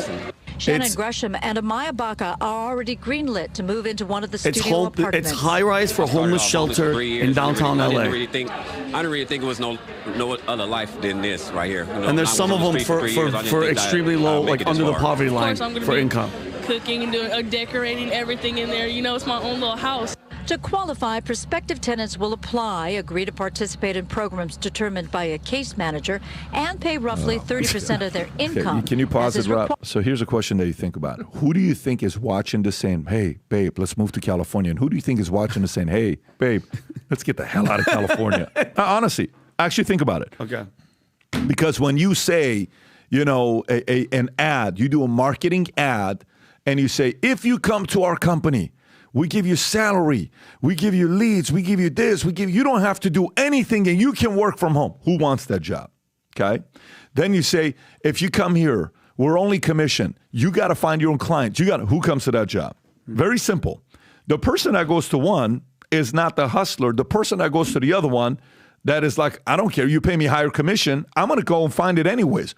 So what they're saying in California right now is, come to us. We'll put you in a place like this. Guess who's paying for that, by the way? The hardworking people. That's right. Yeah, of course. Oh, another back to back, just bad policies that drive job creators out. Very simple. There's still a few pockets left in California that you can live there. You're going to be okay. But there's a lot of places you got to run the hell away from. It's crazy. I think the citizens have to have two views in their mind in California. Like the guy we met that night, who we had a very rational conversation with. But Vinny, it's like going like this. Hey, man, stop picking on my family. I don't like what you're saying. Don't pick on my family. And he says, all right, I won't pick on your family. But, hey, can I marry your daughter? No, you don't want to marry my daughter. She's crazy. Yeah. That's like what he said. Yeah. It's like, don't pick on my state. Don't pick on my state. Where are you investing? I wouldn't invest here. It's nuts. I'm investing in single-family homes in Nevada. Yeah. Wait a minute. How do you live in both mindsets? Because one is the denial based on your choice. You're in denial about what's going on in California. And because you made a choice to live there, you also have a sense of pride and a sense of, oh, that's my choice. And so you feel like you have to be right. So you lose your objectivity. And you end up defending California, even though when you start asking about the personal decisions, I would never do that. They're crazy. The only thing I'll add to this is I want to know the qualifications of being able to get into one of these buildings, because we all understand what low-income housing is and Section 8 housing is. I would assume that a mandate, you have to have a job. Now, these homeless people that have no job, the whole threshold of how much rent you should be paying is 30% of your gross income. That goes across the board, especially in this low-income housing and everything. That there's a limit with that. But what was the guy that ran for Republican, Herman Cain? Nah, the rent is too damn high. The rent is too damn high in LA. I get it. But how are we rewarding homeless people with a house, or not homeless, high-rise. not homeless, unhoused people, because we don't want to offend them. A lot of them have drug problems, addiction problems, alcohol problems, and they're just giving them a place to live. You tell me what this literal shit show is going to look like in a year. And that's not even the only one that they're building. If you take a look here, these are all of the other ones that are currently under construction that they're building, other high-rise apartments for the unhoused or homeless. Unhoused. Dude, Tower 1, Tower 2, Broadway. I want to know who's subsidizing it, how much the government is paying for this, is this a public-private investment, who's building this, who's the developers, how much money is being greased to the people that are doing this. Hey, take care of me, I'll take care of you. I want to know what's happening right here. This seems like a lot of fraud behind the scenes. I would guarantee that, you make a great point, Adam, and I would guarantee that the contractors that are building this are making defense contractor margins. Oh, for sure. Yeah. Yeah, I'm looking at this right now to see what is the requirements. Rob, can you find it or no? I'm looking as well. Yeah. Skid Row is the epicenter. By the way, every year for 10 years, Christmas morning at 4:30, we used to take 20, 50, 100. At the end, I think it was like 200 of us. We'd go to Skid Row. We'd give food, blankets, Bibles, pillows, you name it. We'd give them so many different things every morning, Skid Row. And it was not a good place to be at. I mean, it's a travesty, some of the stories that people would share. There are some people that are there because they've made some bad choices in their lives. And some of them ended up being there because of bad economic choices that they made in their lives. Regardless, the outcome long-term wouldn't be to keep giving handouts. That's not the long-term solution, to keep giving handouts, because then you're going to solve every problem that way if they continue this way. Anyways, let's go to another story. Here's a story of a man named Stephen A. Smith, who is the face of ESPN. Wall Street Journal asked the question, how much is that worth for being the face of ESPN? Stephen A. Smith is a key figure at ESPN, highlighted the importance of marketing in sports careers, telling analyst Andrea Carter, you are going to be underpaid for the rest of what I believe will be an illustrious career unless you get your mind right about the marketing. It matters. Known for his controversial and attention-grabbing commentary, Smith has been offered $18 million a year to stay with ESPN, marking a 50% increase from his current salary. Smith's influence is evident as First Take, which has hosted over a decade, enjoys a 22-month streak of audience growth. His segments frequently go viral, making him a critical asset for ESPN's upcoming streaming service. ESPN's anchor Scott Van Pelt said Booker could just come out on social media or anywhere else and be like, no, that's just not true. And then you have the back and forth. The back and forth then becomes its own content. Adam. I mean, name another person at ESPN who's worthy of this type of contract. Go ahead. I'll wait. I mean, Scott Van Pelt is great and all, but he's not Stephen A. Smith. Stephen A. Smith is the face of ESPN. I know that they have the latest and greatest. What's the podcaster that's out there? McAfee. Yeah, Pat McAfee that's doing his thing. I think Pat McAfee's actually getting paid more than this. But Pat McAfee has a different type of audience than, I guess, in Stephen A. Smith. The question is Stephen A. Smith going to sign this contract, or is he going to negotiate? How much do you think McAfee's getting paid if you're saying McAfee gets paid more than Stephen A.? You can Google the numbers. I think he signed a $150 million contract, some massive amount. What was the number on Stephen A. Smith's? $18 million over how many years? $18 million over 5 years. Okay, so he's almost $100 million. So that's $95 million. What's the number? No, it's $18 million a year over 5 years. $91 million. Okay, $91 million bucks. Yeah. I guarantee you, Pat McAfee's making more than that. Guarantee that's 100%. I mean, check the numbers. I want to say he signed a 100%. Well, they claim yes. his contract is $85 million over 5 years. Okay. So meaning, what ESPN is trying to say is, we're giving you $1 million more than McAfee. Is that the number though? Okay, so his contract is for $85 million over 5 years. That's what they've reported to the public. Okay, that's what they're telling to the public. But the real contract with McAfee, one doesn't really know if it's 85, if it's more than that. Okay. So who gets more eyeballs? Who's done more work for ESPN? Not even close. Stephen A. Smith or Not Pat even McAfee? close. Okay, and respect to Pat McAfee. Yeah. But here's the question, Pat. I mean, this is, you'd probably be the best person to answer this. Do you reward someone for what they've done for you in the past or what they could potentially do in the future? Because whether it's the past and potentially the future, Stephen A. Smith, no question. But the fact that they're giving them pretty much the exact same contract leads me to say, do they believe that Pat McAfee is the future of ESPN? But by the way, these numbers that we're talking about with Stephen A. Smith and Pat McAfee, these are massive figures. I mean, these are not the guys playing the sport. These are guys talking about the sport. Just goes to show you how big media and podcasting has become. There's two things I'll tell you. Yeah. There's two things I'll tell you. Rob, can you go on YouTube and type in Pat McAfee? Okay, the Pat McAfee Show. Look how many subscribers he's got. Go to the Pat McAfee Show and type in subscribers. Should be like 2.something million, 2.58. Okay, now go to the Stephen A. Smith and type in how many subscribers he's got. Okay, Stephen A. Smith Show. And it's not anywhere near what he's got. I just want you to see his channel. Yeah. It's what? What do you see? 709 versus what? 2.6. But when did they start? That's exactly where I'm going to next. So go to About and see when Pat McAfee started. Go to see joined when. Did they give you a date?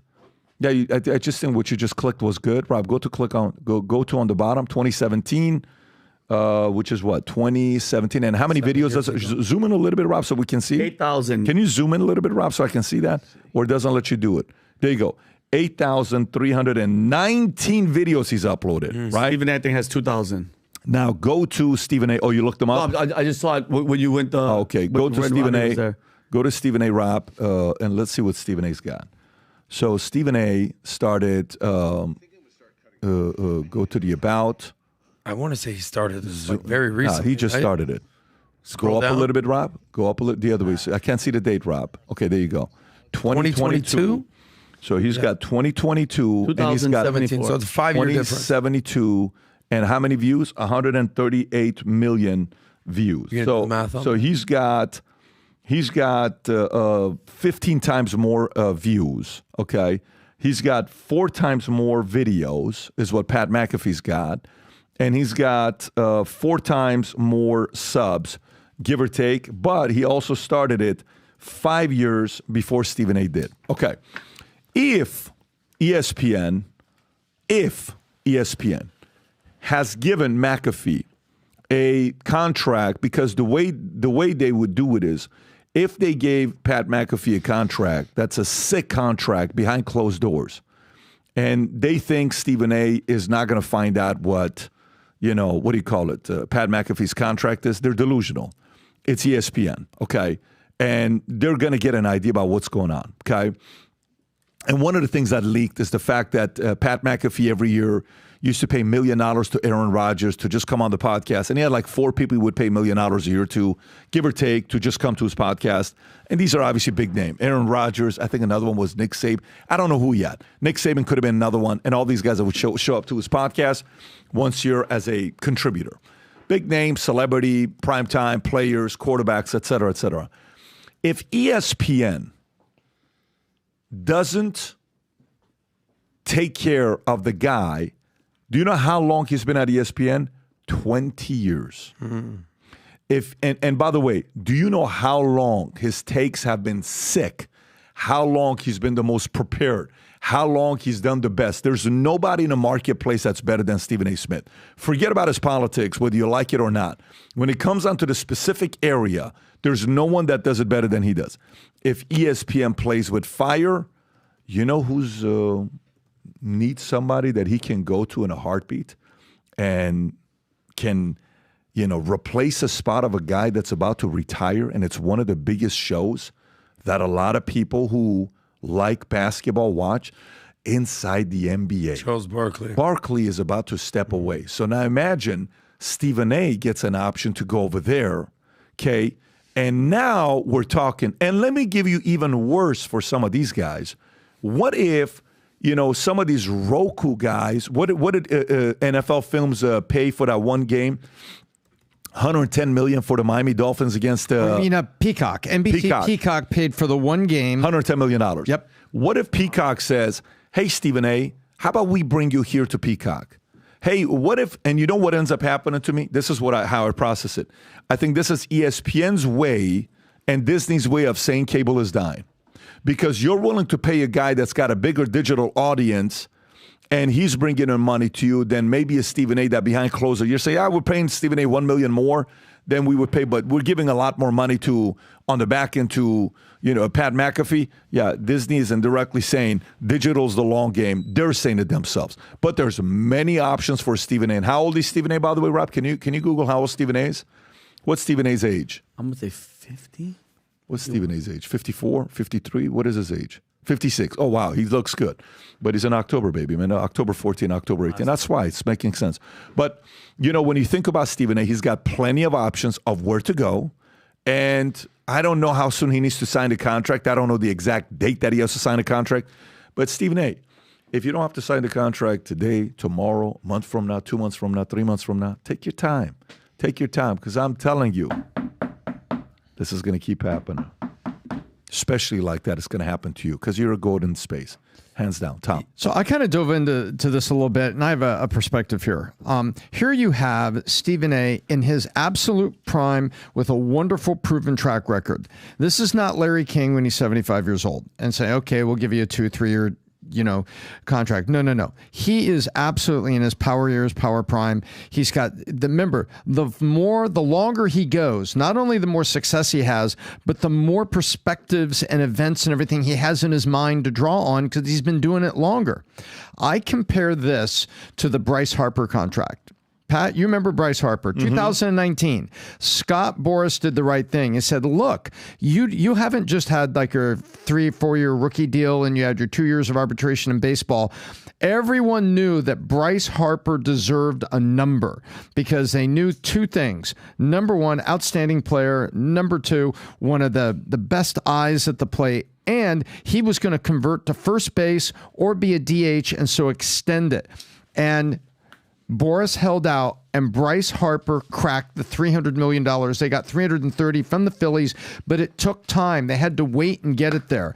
I happen to believe that what Stephen A. is worth, when you take a look at media, where it is, some people,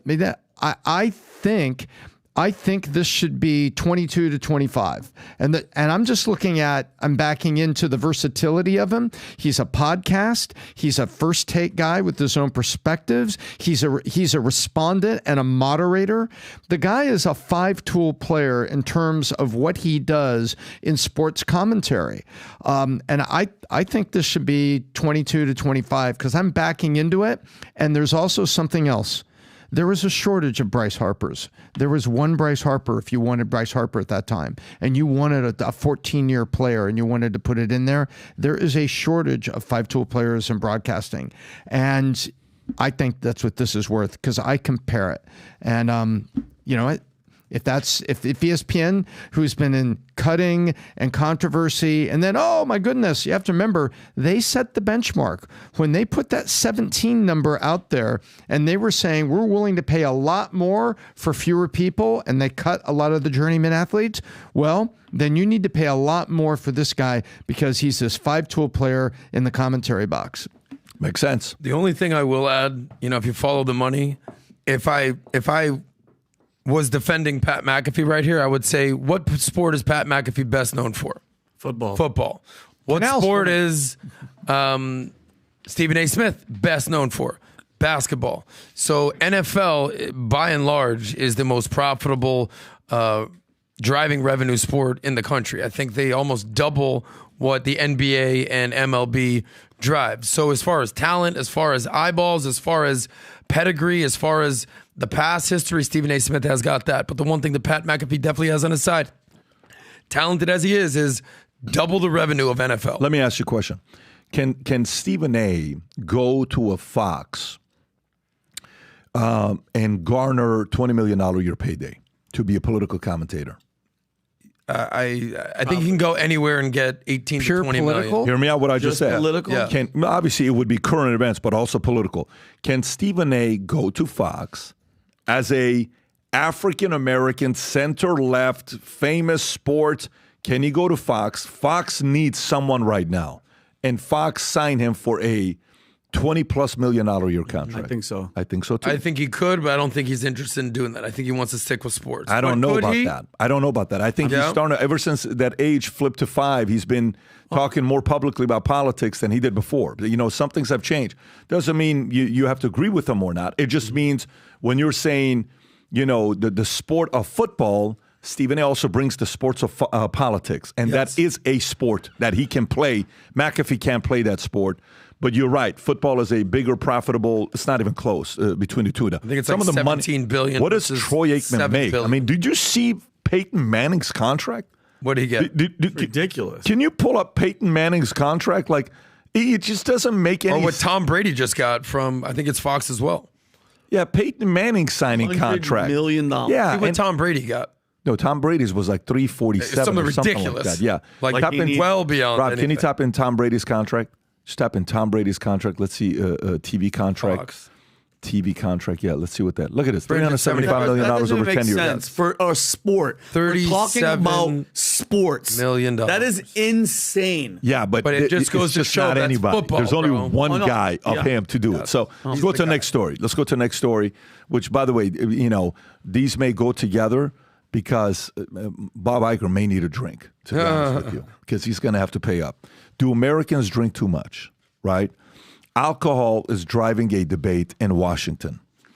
A debate is opening in Washington, D.C. over federal dietary guidelines for alcohol consumption. Current guidelines suggest up to 2 drinks per day for men and 1 for women.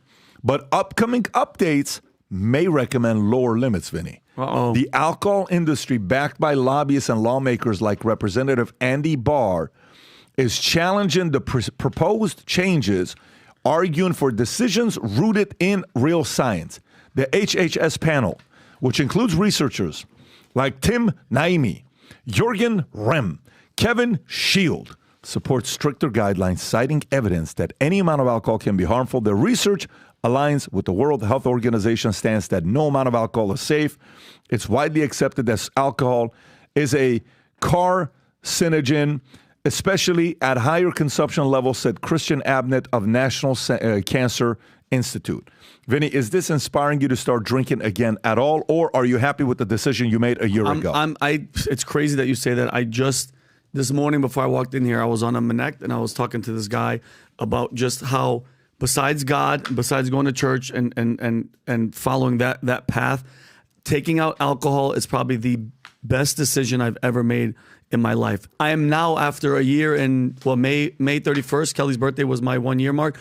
I am now just starting to get emotions back, like just smiling throughout the day, Pat, getting goosebumps, remembering everything, waking up in the morning. And I think, you know, throughout the day, every single one of us at home, you guys, we all try to avoid poison in the air that we breathe, the water that we drink, the food that we're eating. You're voluntarily putting this thing, and say what you want. People are like, well, I'm just having one drink, or it's literally poison. And when you see somebody, Tom, stumbling and falling, and we all point and we laugh like, look at him, he's twisted, he's faded. No, he's poisoned, but he doesn't have enough to kill him. I mean, it's destroyed many people in my family's lives, and I'm so happy that I broke out of it. But I think anything to try to limit it. Because think about it, the government, it's legal, and they want you to be drinking it. They want you to be smoking. They want you to be going down that path. I personally just think I think it's a good thing to lessen anybody drinking, especially if it's poisoning you. Well, remember, in the 1950s, the U.S. government looked the other way and actually said it was okay when cigarette advertisements portrayed doctors saying, and full of vitamins. There were these advertisements. And so is it any shock that our lawmakers, which most of whom are pickled, and need dollars for campaigns and are getting dollars from spirits companies saying, listen, help me with my reelection and I'll go over and the federal dietary guidelines and I'll put 1 glass of red wine a day. No, not red wine. This I'm from Jim Beam. Okay, then one drink for you, 2 drink for your wife. Look, this thing is backed by lobbyists and lawmakers. So is it any surprise that they're trying to stretch and find some benefit of alcohol to put it on a federal dietary guideline? However, you have people that probably reviewed this in committee, like professional drinker Nancy Pelosi, who, probably could come back and say, this seems pretty reasonable. There's a lot less than where I'm at. And so I think what you've got is a couple sensible people saying, alcohol is a carcinogen. You're saying it's a poison, and higher consumption levels, is not only dangerous, but it affects lifestyle and people's work and relationships. And oh my gosh. And then you got to have, the U.S. government bailing you out because you lost your job and you're homeless now, but you can get a nice place in L.A. Yeah, exactly. Adam. Well, number one, respect to Vinny. You're 1 year sober, 1 year and 1 month, I want to say. 1 year, a month. Congratulations to you. I just hit 9 weeks. That's freaking amazing. Of not having a drink. And for me, it was more just, let's see if I can do the 75 hard thing and see how long I could go. But the reality is, yes, Americans drink too much. Yes, Americans take too many pills. Yes, Americans, especially Gen Z, are vaping way too much. Yes, the cigarettes are no longer a thing, but the vape has basically usurped cigarettes, and it's a problem. But alcohol, I would dare to say, is probably the most devastating. There's been a push to legalize marijuana. We see that, microdosing and mushrooms are becoming more of a thing. People need an escape. People need to chill. People want to relax. People want to let loose. I get it. But alcohol, talk about just making dumb decisions. Beer goggles. Oh my God, how the hell did that happen? Some of the worst things I've ever seen is just people getting drunk, fights, drunk driving. It's just a mess out there. And I think people are waking up to it. And, we were at the Manek dinner the other night. It was free-flowing wine, amazing dinner. I just had club soda. Thank you. I went to the fights this weekend, this bare-knuckle brawl fights, by the way, something to look into. There was, hey, whatever you want, open bar. Yeah, I'll just do a Diet Coke. I was at the bars in South Beach. You wanted to go check out the bar? Nope, not drinking whatsoever. It feels good. I would highly recommend giving it a shot. If you haven't gone a week without drinking, try it. If you haven't gone a month without drinking, try it. It's good. Can I ask you a question? When your 75 hard is done, are you going to keep going, or are you going to celebrate with drinking? No, to be honest with you, I have zero interest in drinking. I'm a social creature. I would never let's get drunk. That's not my thing. I don't drink when I'm home alone. It's more like, hey, go to the bar. They're buying a drink, have a drink. But it's, mom earmuffs, a girl that I'm talking to, whatever. She kissed me and she had a drink of tequila. I was like, oh, it tastes disgusting. Nasty. So. What do you think? Are you gonna just go because me? I'm never going back. I don't see myself being I'll never have a drink. Maybe an old fashioned to celebrate something, but I don't see myself drinking as much as I've drank in the past. That's good. Good for you. It's just not worth it. Listen, yes, you don't drink. No, but I'll have a drink, right? But I don't drink. I've never seen Pat finish a drink. Yeah, it'll be like a what do you guys drink? The old fashioned. And I even look at it. Guys, I drank like a maniac. I look at it and I go, man, it looks good. And then Pat will be talking. There's ice and it's over here. That's like that much left. You're not a drinker. No, I'm not. But I was. I'm and not as a just a guy that partied a lot. And every weekend we try to finish all the tequila in the army. It was just we were committed to it. Hang on. Yeah. God bless you. Bless you. There it is. I'm back. Thank you. On the truth. You know what I told Cube yesterday? I said there's 2 decisions I made a long time ago that changed my life. You make a lot of decisions. A couple of them changed my life. One, in 2003, I stopped listening to radio and hip hop. I just stopped. Adam can tell you, he'll make fun of me. He says, Pat only knows rap up to 03. 03. Me too. I can do rap, I can do hip-hop, I can do R&B, I can do, hip-hop, rap, same thing, but I can do all up until 03. After they start giving me names, couldn't tell you anything, right? So I replaced radio. Last time I ever listened to radio that I drove a car was 03, and I replaced it with audiobooks, period. My car's been audiobooks since then. So audiobook, listening to this book, to that book, to this book. And I listened to one book I listened to on replay in my car for 2 years straight was 33 Strategies of War. That was it, Robert Greene, over and over and over. People would be in my car, you still listen to the same thing? Yep. You still listen to the same thing? Yep. It was over and over and over and over and over and over again. Because I saw the gamification of what some guys that were like, oh, we believe in you. And then they became deceptive and dark. And I'm like, wait a minute. This competition game, these people are very weird. So you have to kind of know the different games that people play and when they compete. I read this. And then gradually I realized, man, I'm so glad. I don't miss it. I don't miss any of it. When I sit there and I think about the music I listen to, if I listen to Hit 'Em Up, I told Cube, I have a certain emotion that comes out of my body. If I listen to Momberta, right, it's one of my favorite hip-hop songs. Favorite, right? I think it's track 16. It's one of the later tracks. I just I love it when I listen to that song. There's just something about you like you want to work out, right? When I listen to my music, okay, and then alcohol, you replace that. My music of choice today is 80s. I like 80s. I like Italian. I like Toto Cutugno. I like Adriano Celentano. I like Eros Ramazzotti. I like Raul de Blasio. I like these guys. And Andy, August, 17 that Palace. And Dariush, come on. Dariush. Yeah, Dariush would send a very nice gift. And then alcohol. When the moment I'm like, I'm done. I don't want to drink it. And I was gone. I didn't touch it for 7 years. I'm like, I don't have a need for it. I don't urinate. Nothing, right? And you move on. Certain decisions in life you make will positively impact your life. Drop in music that has certain language in it because I think words have power, will do good for you. And also drop in alcohol, drugs that manipulate the decision-making process. I think it's also a good decision for you to make as well. But by the way, you sort of started a movement, PBD. Here we go. Because, there's a new movement happening across the country right now. It's called the Sober Curious Movement. There's a lot of curious movements going on right now, but the Sober Curious Movement, how Americans are redefining socializing and drinking culture now. 40% of Americans want to drink less this year and are basically part of this Sober Curious movement, rethinking their relationship with alcohol. That's a Fox News story. Legal poison. And one of my friends, Tony Baker, would be like, when you tell people in public, you're like, no, I don't drink. They're like, what? When people are like, what do you mean you don't drink poison? You don't want poison? Mm-hmm. Like it's a hilarious bit. It's like they want you to be drinking this poison, and it's the best decision I made. Rob, what story have we not hit before we wrap up? Julian Assange. Oh, Julian Assange. Let's talk about Julian Assange. So Julian Assange to plead guilty in exchange for release from prison. Okay. All right. Here we go.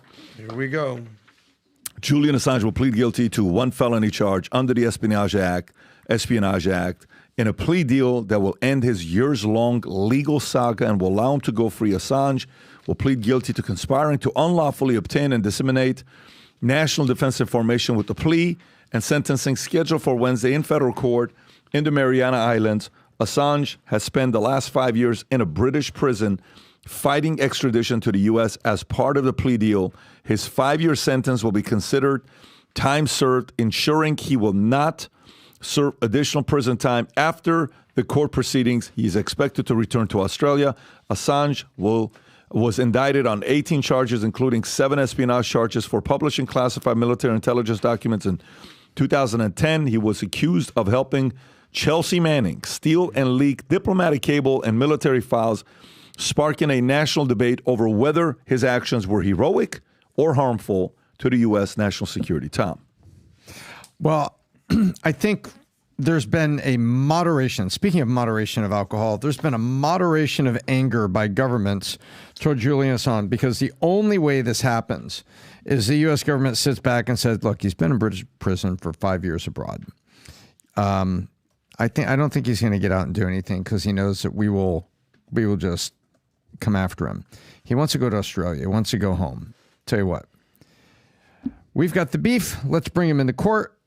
Let's make sure he pleads guilty so we can parade it around as guilty. We have our precedent. Because remember, what they want here is, one, to manage Julian Assange. But the second thing they want is a precedent for anybody else. Scare the hell out of everybody else. Scare the hell out of everybody else to say what it was. Because now they can say he served 5 years and then we moderated it and let him go home to Australia. Now they can say anybody that unlawfully obtains and disseminates national defense information, which is pretty broad. That could be like a diagram for a helicopter part. Oh, that's national defense. That's our tool of war. That's us. So I think what's happened here is they want a precedent. He's going to say, all right, I've had enough, but he'll be given time served, and now he can go home to Australia. But it's, he's basically been checkmated and sitting around in prison for 5 years, plus the 9 months before where he was on detention before the British put it into play as a sentence. Here's an RFK tweet. Julian Assange struck a plea deal and will go free. I'm overjoyed. He's a generational hero. The bad news is that he had to plead guilty to conspiracy to obtain to disclose national defense info, which means the U.S. security state succeeded in criminalizing journalism and extending their jurisdiction globally to non-citizens. Julian, that's a precedent, had to take this. He has heart problems and he would have died in prison. But the security state has imposed a horrifying precedent and dealt a big blow to freedom of the press. Good point. And by the way, this is a story from New York Post. I got Rob here as well if you want to pull it up. Julian Assange drops $500,000 for flight to remote island to avoid setting foot on U.S. mainland. $500,000 private jet. The cost of the jet was... Someone paid for that. Yeah, of course someone paid for that. UK prison and flew from London Stansted Airport to U.S. territory of Saipan in the northern Mariana Islands, a $500,000 flight, according to reports. He will have a U.S. federal court hearing Wednesday. But there you go. So he had to go through that. Adam, your thoughts on this? Yeah, well, there's a couple characters in this situation. Obviously, the primary character is this guy, Julian Assange, the founder of WikiLeaks. This was something that happened in the first term under Obama in 2009, 2010. This is when the ongoing wars in Iraq and Afghanistan were on, and the allegations was that he published the largest amount of classified information in American history. I think it was 500,000 classified docs specifically about the wars in Iraq and Afghanistan. Specifically, there was one that showed shocking footage of this one specific airstrike in Baghdad. Collateral murder when they were shooting, and they shot the Reuters guys, the two reporters. Is that what it was? So, he's obviously the main character here, and everything that's happening with him being seeking asylum. I think it was in a Swedish. It was in Sweden, but then it was it Ecuador that had him? Yeah, he was going to embassies. An embassy, exactly. The Ecuadorian embassy. But the second person that's involved in here is this person, Chelsea Manning, who was she was a former intelligence officer and whistleblowers. We know the whole conversation with whistleblowers, and even Julian Assange. They said it before: is he a heroic or is it harmful? Are you a journalist or a criminal? Are you a whistleblower? Or are you committing espionage against the country? Are you a hero or villain? There's a lot of complicated situations here. But Chelsea Manning is now a trans woman, born a man, now a woman. She's the one that basically leaked the information to WikiLeaks, that video to Assange. She was sentenced to 35 years of a maximum security prison. This is in 2010. Then Obama stepped in and commuted her sentence for 7 years. She was charged with aiding the enemy. So the whole conversation is like this happened in a time of war. She gets out. She runs for Senate in Maryland as a Democrat. She gets so this guy's a guy. This is a born a man, now a woman. Released that video. Released the what video. do you mean he's now a woman? Exactly. Like, by the way, that's a girl now. Yeah, she was born Bradley Edward Manning. Now it's Chelsea Manning. She went through the transition during this time, right in 2010. So it's a complicated situation. Yeah, that's him. That's dead. That's dead picturing, Rob. Yeah, I'm sorry. Yeah, Rob, I can't believe you dead let's pictured not do him. that, Rob. Let's have a little respect for Chelsea.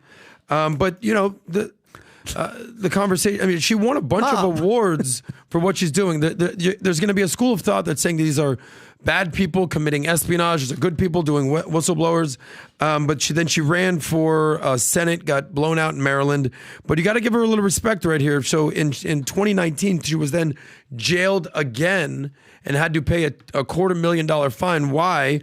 Because she was charged with being contempt of court for refusing to testify against Julian Assange. So respect to her for being aligned with Julian Assange right there. The third character here, people don't know this, but Julian Assange, his lawyer, was a lady called Stella. She was representing him. He then married her, had 2 kids with her. Interesting conversation that's going on right there.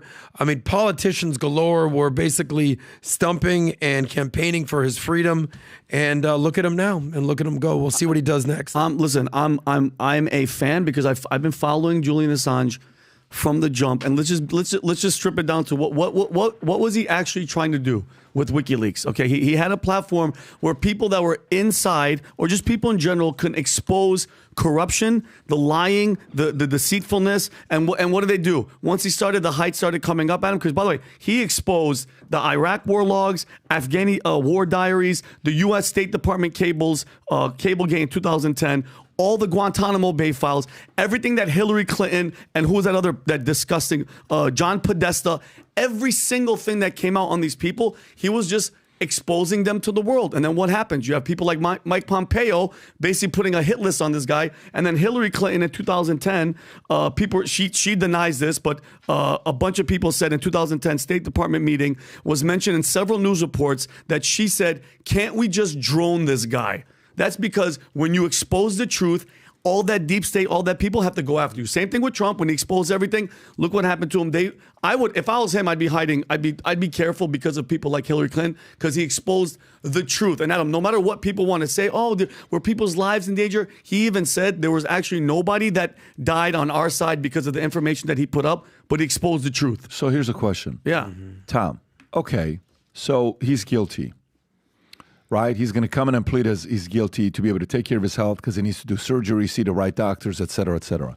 No problem. Does that mean the next whistleblower is going to be afraid of coming out and doing anything? What's the next whistleblower going to do? The next whistleblower is also going to go live somewhere else and not come to U.S. territory. How is the next whistleblower not protected? Well, basically, my question would be, when it comes to the Department of Defense or State Department, is it now legal to even be a whistleblower? Or have they kind of drawn a line around it and said, hey, if you're working for us, this is secret, this is where it's going.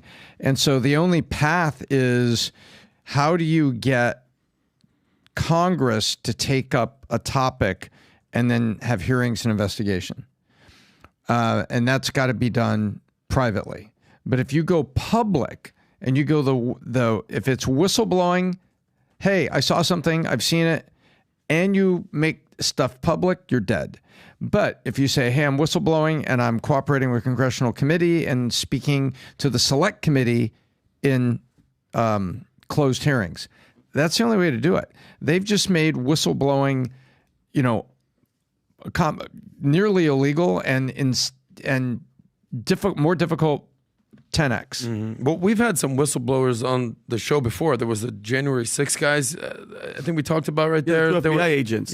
Everything was Boeing. We talked about the Whistleblower Protection Act of 1989 that protects whistleblowers from potential attacks that you're talking about right there.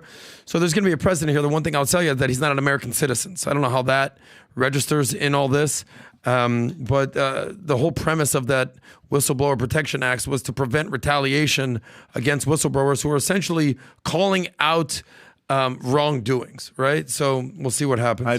He's a whistleblower holding up a document stamped secret. That's different from just being That's where a you get into espionage, right? Yeah. Yeah, I don't think it's going to... do you notice a pattern with Snowden or, Julian Assange with certain personality and wiring that they have? You really think a true whistleblower is not going to come out and blow the whistle on something that's going on because they're worried about whether they're going to be protected or not? No. You really think a lot not going to come out? They want to expose the truth. They have a cause. Yeah. They're, you listen. True believers. True believers are not looking for money to become famous and rich, man. I mean, true believers are not, we're not doing valuetainment because we need to make more, like, hey, let's go make some more money doing valuetainment. We've been set with what we're doing. We're doing because a book was written called Choose Your Enemies Wisely, because an enemy pissed off a guy who loves America, who wants to see America stay great, and we are finding each other and we're fighting. We can sit here. The only reason money needs to be made in the concept of capitalism is for you to be able to fund some of the stuff that you're doing, right? But for a whistleblower that's like, man, if the world only knew how dirty these people are, you would never look at them the same way. And when you have access to that information and every day you're checking email and you're like, dude, that guy's you really watch this stuff? Like, imagine you're working for a boss, okay? And you're his executive assistant. And he asks you to follow up on emails. You go on the email and you go to the history. And his history clear for 3, 4, 5, 6 months. And you see child porn. Jail. But hear me out for a second. You see child porn over and over and over and over and over again. You walk in on him. This guy's not a friend of yours. He's just your boss, somebody you're working for. What are you going to do? If it's my boss? I mean, honestly, what are you going to do? Honest to God, I would report him 1,000. Like, I would care less. I don't care what position my job is in. In my heart of hearts, I would 100% report him to the authorities. See that 100%. But here, okay. So then go and see what if your best friend that you have, what if this guy is got brings 15, 16-year-old girls to his office continuously, and you're like, bro, what are you doing? And you've caught him 4, 5, 6 times over the last 3 years. What are you going to do? One time is too much. What the hell? But what are you going to do, though? If it's a friend, and I personally wouldn't let something like that get to 4 or 5. The first time, if I found out a friend, and I'm being dead serious, if I'm telling the truth or not, I would beat the living shit out of him. If I caught a friend with a 15-year-old, I'm beating his ass and I'm calling the cops. Okay, done deal. So check this out. Now, let me ask you. You're saying this, right? Yeah. Okay, and watch what's happening to you, right? This is why the shirt "Angry Patriot" is the Angry Patriot, right? So watch what happened to your emotions right now. So now, let's actually flip it. How many people you think in America right now have a job that they're seeing dark? I'm talking dark stuff being done. How many people do you think right now work for the U.S. government? They work for the CIA. They work for the FBI. And they see certain decisions being made, and they're like, oh, man, that is an illegal immigrant raped a 13-year-old. Do not use the word illegal immigrant on this media platform. We call them undocumented. You cannot call them illegal. This guy rapes, and you're worried about the terminology? Is this it, Rob? Yes. Can you play this clip, Rob? Bothers me so Can you play this clip? Immigrants were 37.1% less likely to be convicted of a crime. Undocumented immigrants, and according to a survey, University of California Riverside study, 33% less likely to be in prison as of 2021. The young lady killed in I'm just giving the numbers. Well, what do you tell the parents of those people, those young girls who were killed? This is absurdity. The preponderance of these people, Michael, are male. But what is the difference between an illegal immigrant who unfortunately engages in that activity? And we don't like that. I want to be clear. We don't use the term illegal. So undocumented individuals. They're illegal aliens. Undocumented individuals versus anyone else. You can pause it right there. Did you see her face? You know who those people are, right? Well, number one, that is Michael Steele, the former chairman of the RNC. So, he's, establishment Republican. And that is Simone Sanders Townsend. She is the Bernie Sanders campaign chair surrogate. So you got to understand who you're basically talking to here. But the point is with whistleblower, if a whistleblower is working at the FBI and they're aware of what's going on, every night they go to sleep, they sit there saying, we're destroying this country. For what? For $100,000 a year? $150,000 as an FBI agent. Every single time you see certain information with a fake dossier to destroy someone's political career and life, and his name is Donald Trump, you don't think people on the inside sit there and they're like, this is just not. There's a very big difference. Like, you got kids, okay? What do parents teach their kids about snitching? What do you say snitching on your kids? Snitches get stitches. But how do you as a parent teach snitching to your kid? Like tattletaling on your Tom, how do you teach snitching to your daughter? Like, you got 2 girls. One of them comes up to you. Don't snitch on your sister. How do you teach snitching to your kids? Well, there's 2 sides to it. The first side is, if somebody's doing something that is harmful or wrong, then it needs to be brought forward. But if you act politically, and we talk about this, what is politics? Well, politics is a game of gotcha. And you're bringing up little tiny things at the right moment to get someone in trouble and to sway things, then what you're really trying to do is to sway my opinion or to create problems for the person. You're not caring about your sister in such a way to say, hey, I got to bring this up because this is not good. This is not good for her. This is not good to do. There is a big difference between, hey, I need to bring this up because this isn't good, versus you're bringing little things up at the right time and the right way to get somebody poked. Yeah. So, I mean, how are you going to teach your kids about snitching? Let's just say you got 3 kids, Vinny. One of them is doing cocaine. Do you want the other 2 know? Do you want them to tell you about it? 100%. If one of the kids is doing cocaine, I want to know, but I want them to understand like that we have a relationship where I'm going to be like, I'm not going to go outright and be like, hey, I heard from. No, I'm gonna figure out a way to catch them or figure out a way that they're doing cocaine. I'm not going to be like, because then there goes that relationship between the brother and the sister. If you tell them, like I remember as a kid, if we ratted on each other, it was fighting for a month. We'd beat the hell out of each other because the other person told, that's where he was. This is what he was doing. That's a delicate situation. But in this situation, it's a similar story. It's whistleblowing. Mm-hmm. It's a form of whistleblowing. Mm-hmm. So there's levels to whistleblowing. There's levels to what you should say. So to me, I think they can do all they want to make an example of Julian Assange, a true whistleblower who, thinks long-term and sits there and says, you know what? There's no way I'm going to let this happen. They're destroying a great nation. I'm going to come out and talk about it. I think a true whistleblower is not going to hold back. And the thing that I think we should just keep in mind, though, what are some synonyms for being a whistleblower, right? Like, what does it actually mean? Exposing the truth, disseminating what is actually right, disclosing information that is 100% needed to be disclosed. Shining light. Revealing, exactly. So, the term whistleblowing is a good term in theory. It's a complicated one. Yeah, and if you think about it, you nailed it. The dossier, and how many FBI agents, out of all those FBI agents, none of them said anything? What were the 2 that we had in here? What did they expose? The border? Out of all the FBI, out of all of Homeland Security, out of all these people, we're getting 1, maybe 2, maybe 3. If I was seeing that, I wouldn't be able to sleep at night knowing that, like, if I work for the Department of Homeland Security, the border is wide open, and women, I don't care what people say, oh, they're isolated incidents. No. Women young girls are getting raped and murdered in this country. The other day, there was 2 of them that lured this 12-year-old under the bridge, raped her, and then killed her. They were just in court yesterday. You're not going to open your mouth to be like, guys, I've worked there. This is what's happening. We have to expose the truth. You have to do it, or else how do you sleep at night? That's what I think. I think it's not an easy thing on where to be. Comes with the job. Mm-hmm. But I think the true whistleblower who is seeing some of this stuff is not going to let it go. They're going to say stuff. This is the one you were talking about. Illegal immigrant Jocelyn. Yeah. Underbridge assaulted her. And they recorded it, too. 2 hours before killing her. They recorded her. They recorded it, too. They recorded the thing. And Pat, they handcuffed her arms behind her back as they sexually assaulted her. Are you kidding? A 12-year-old girl. And by the way, this is happening almost every other day.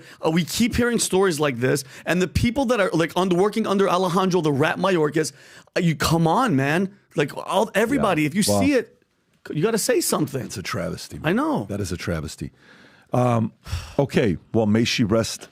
Yes. May she rest in peace, and our condolences goes out to the family.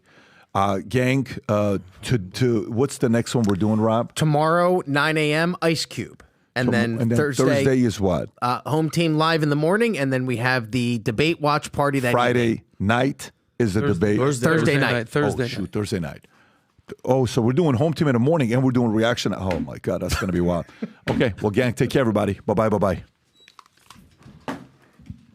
We're going to be.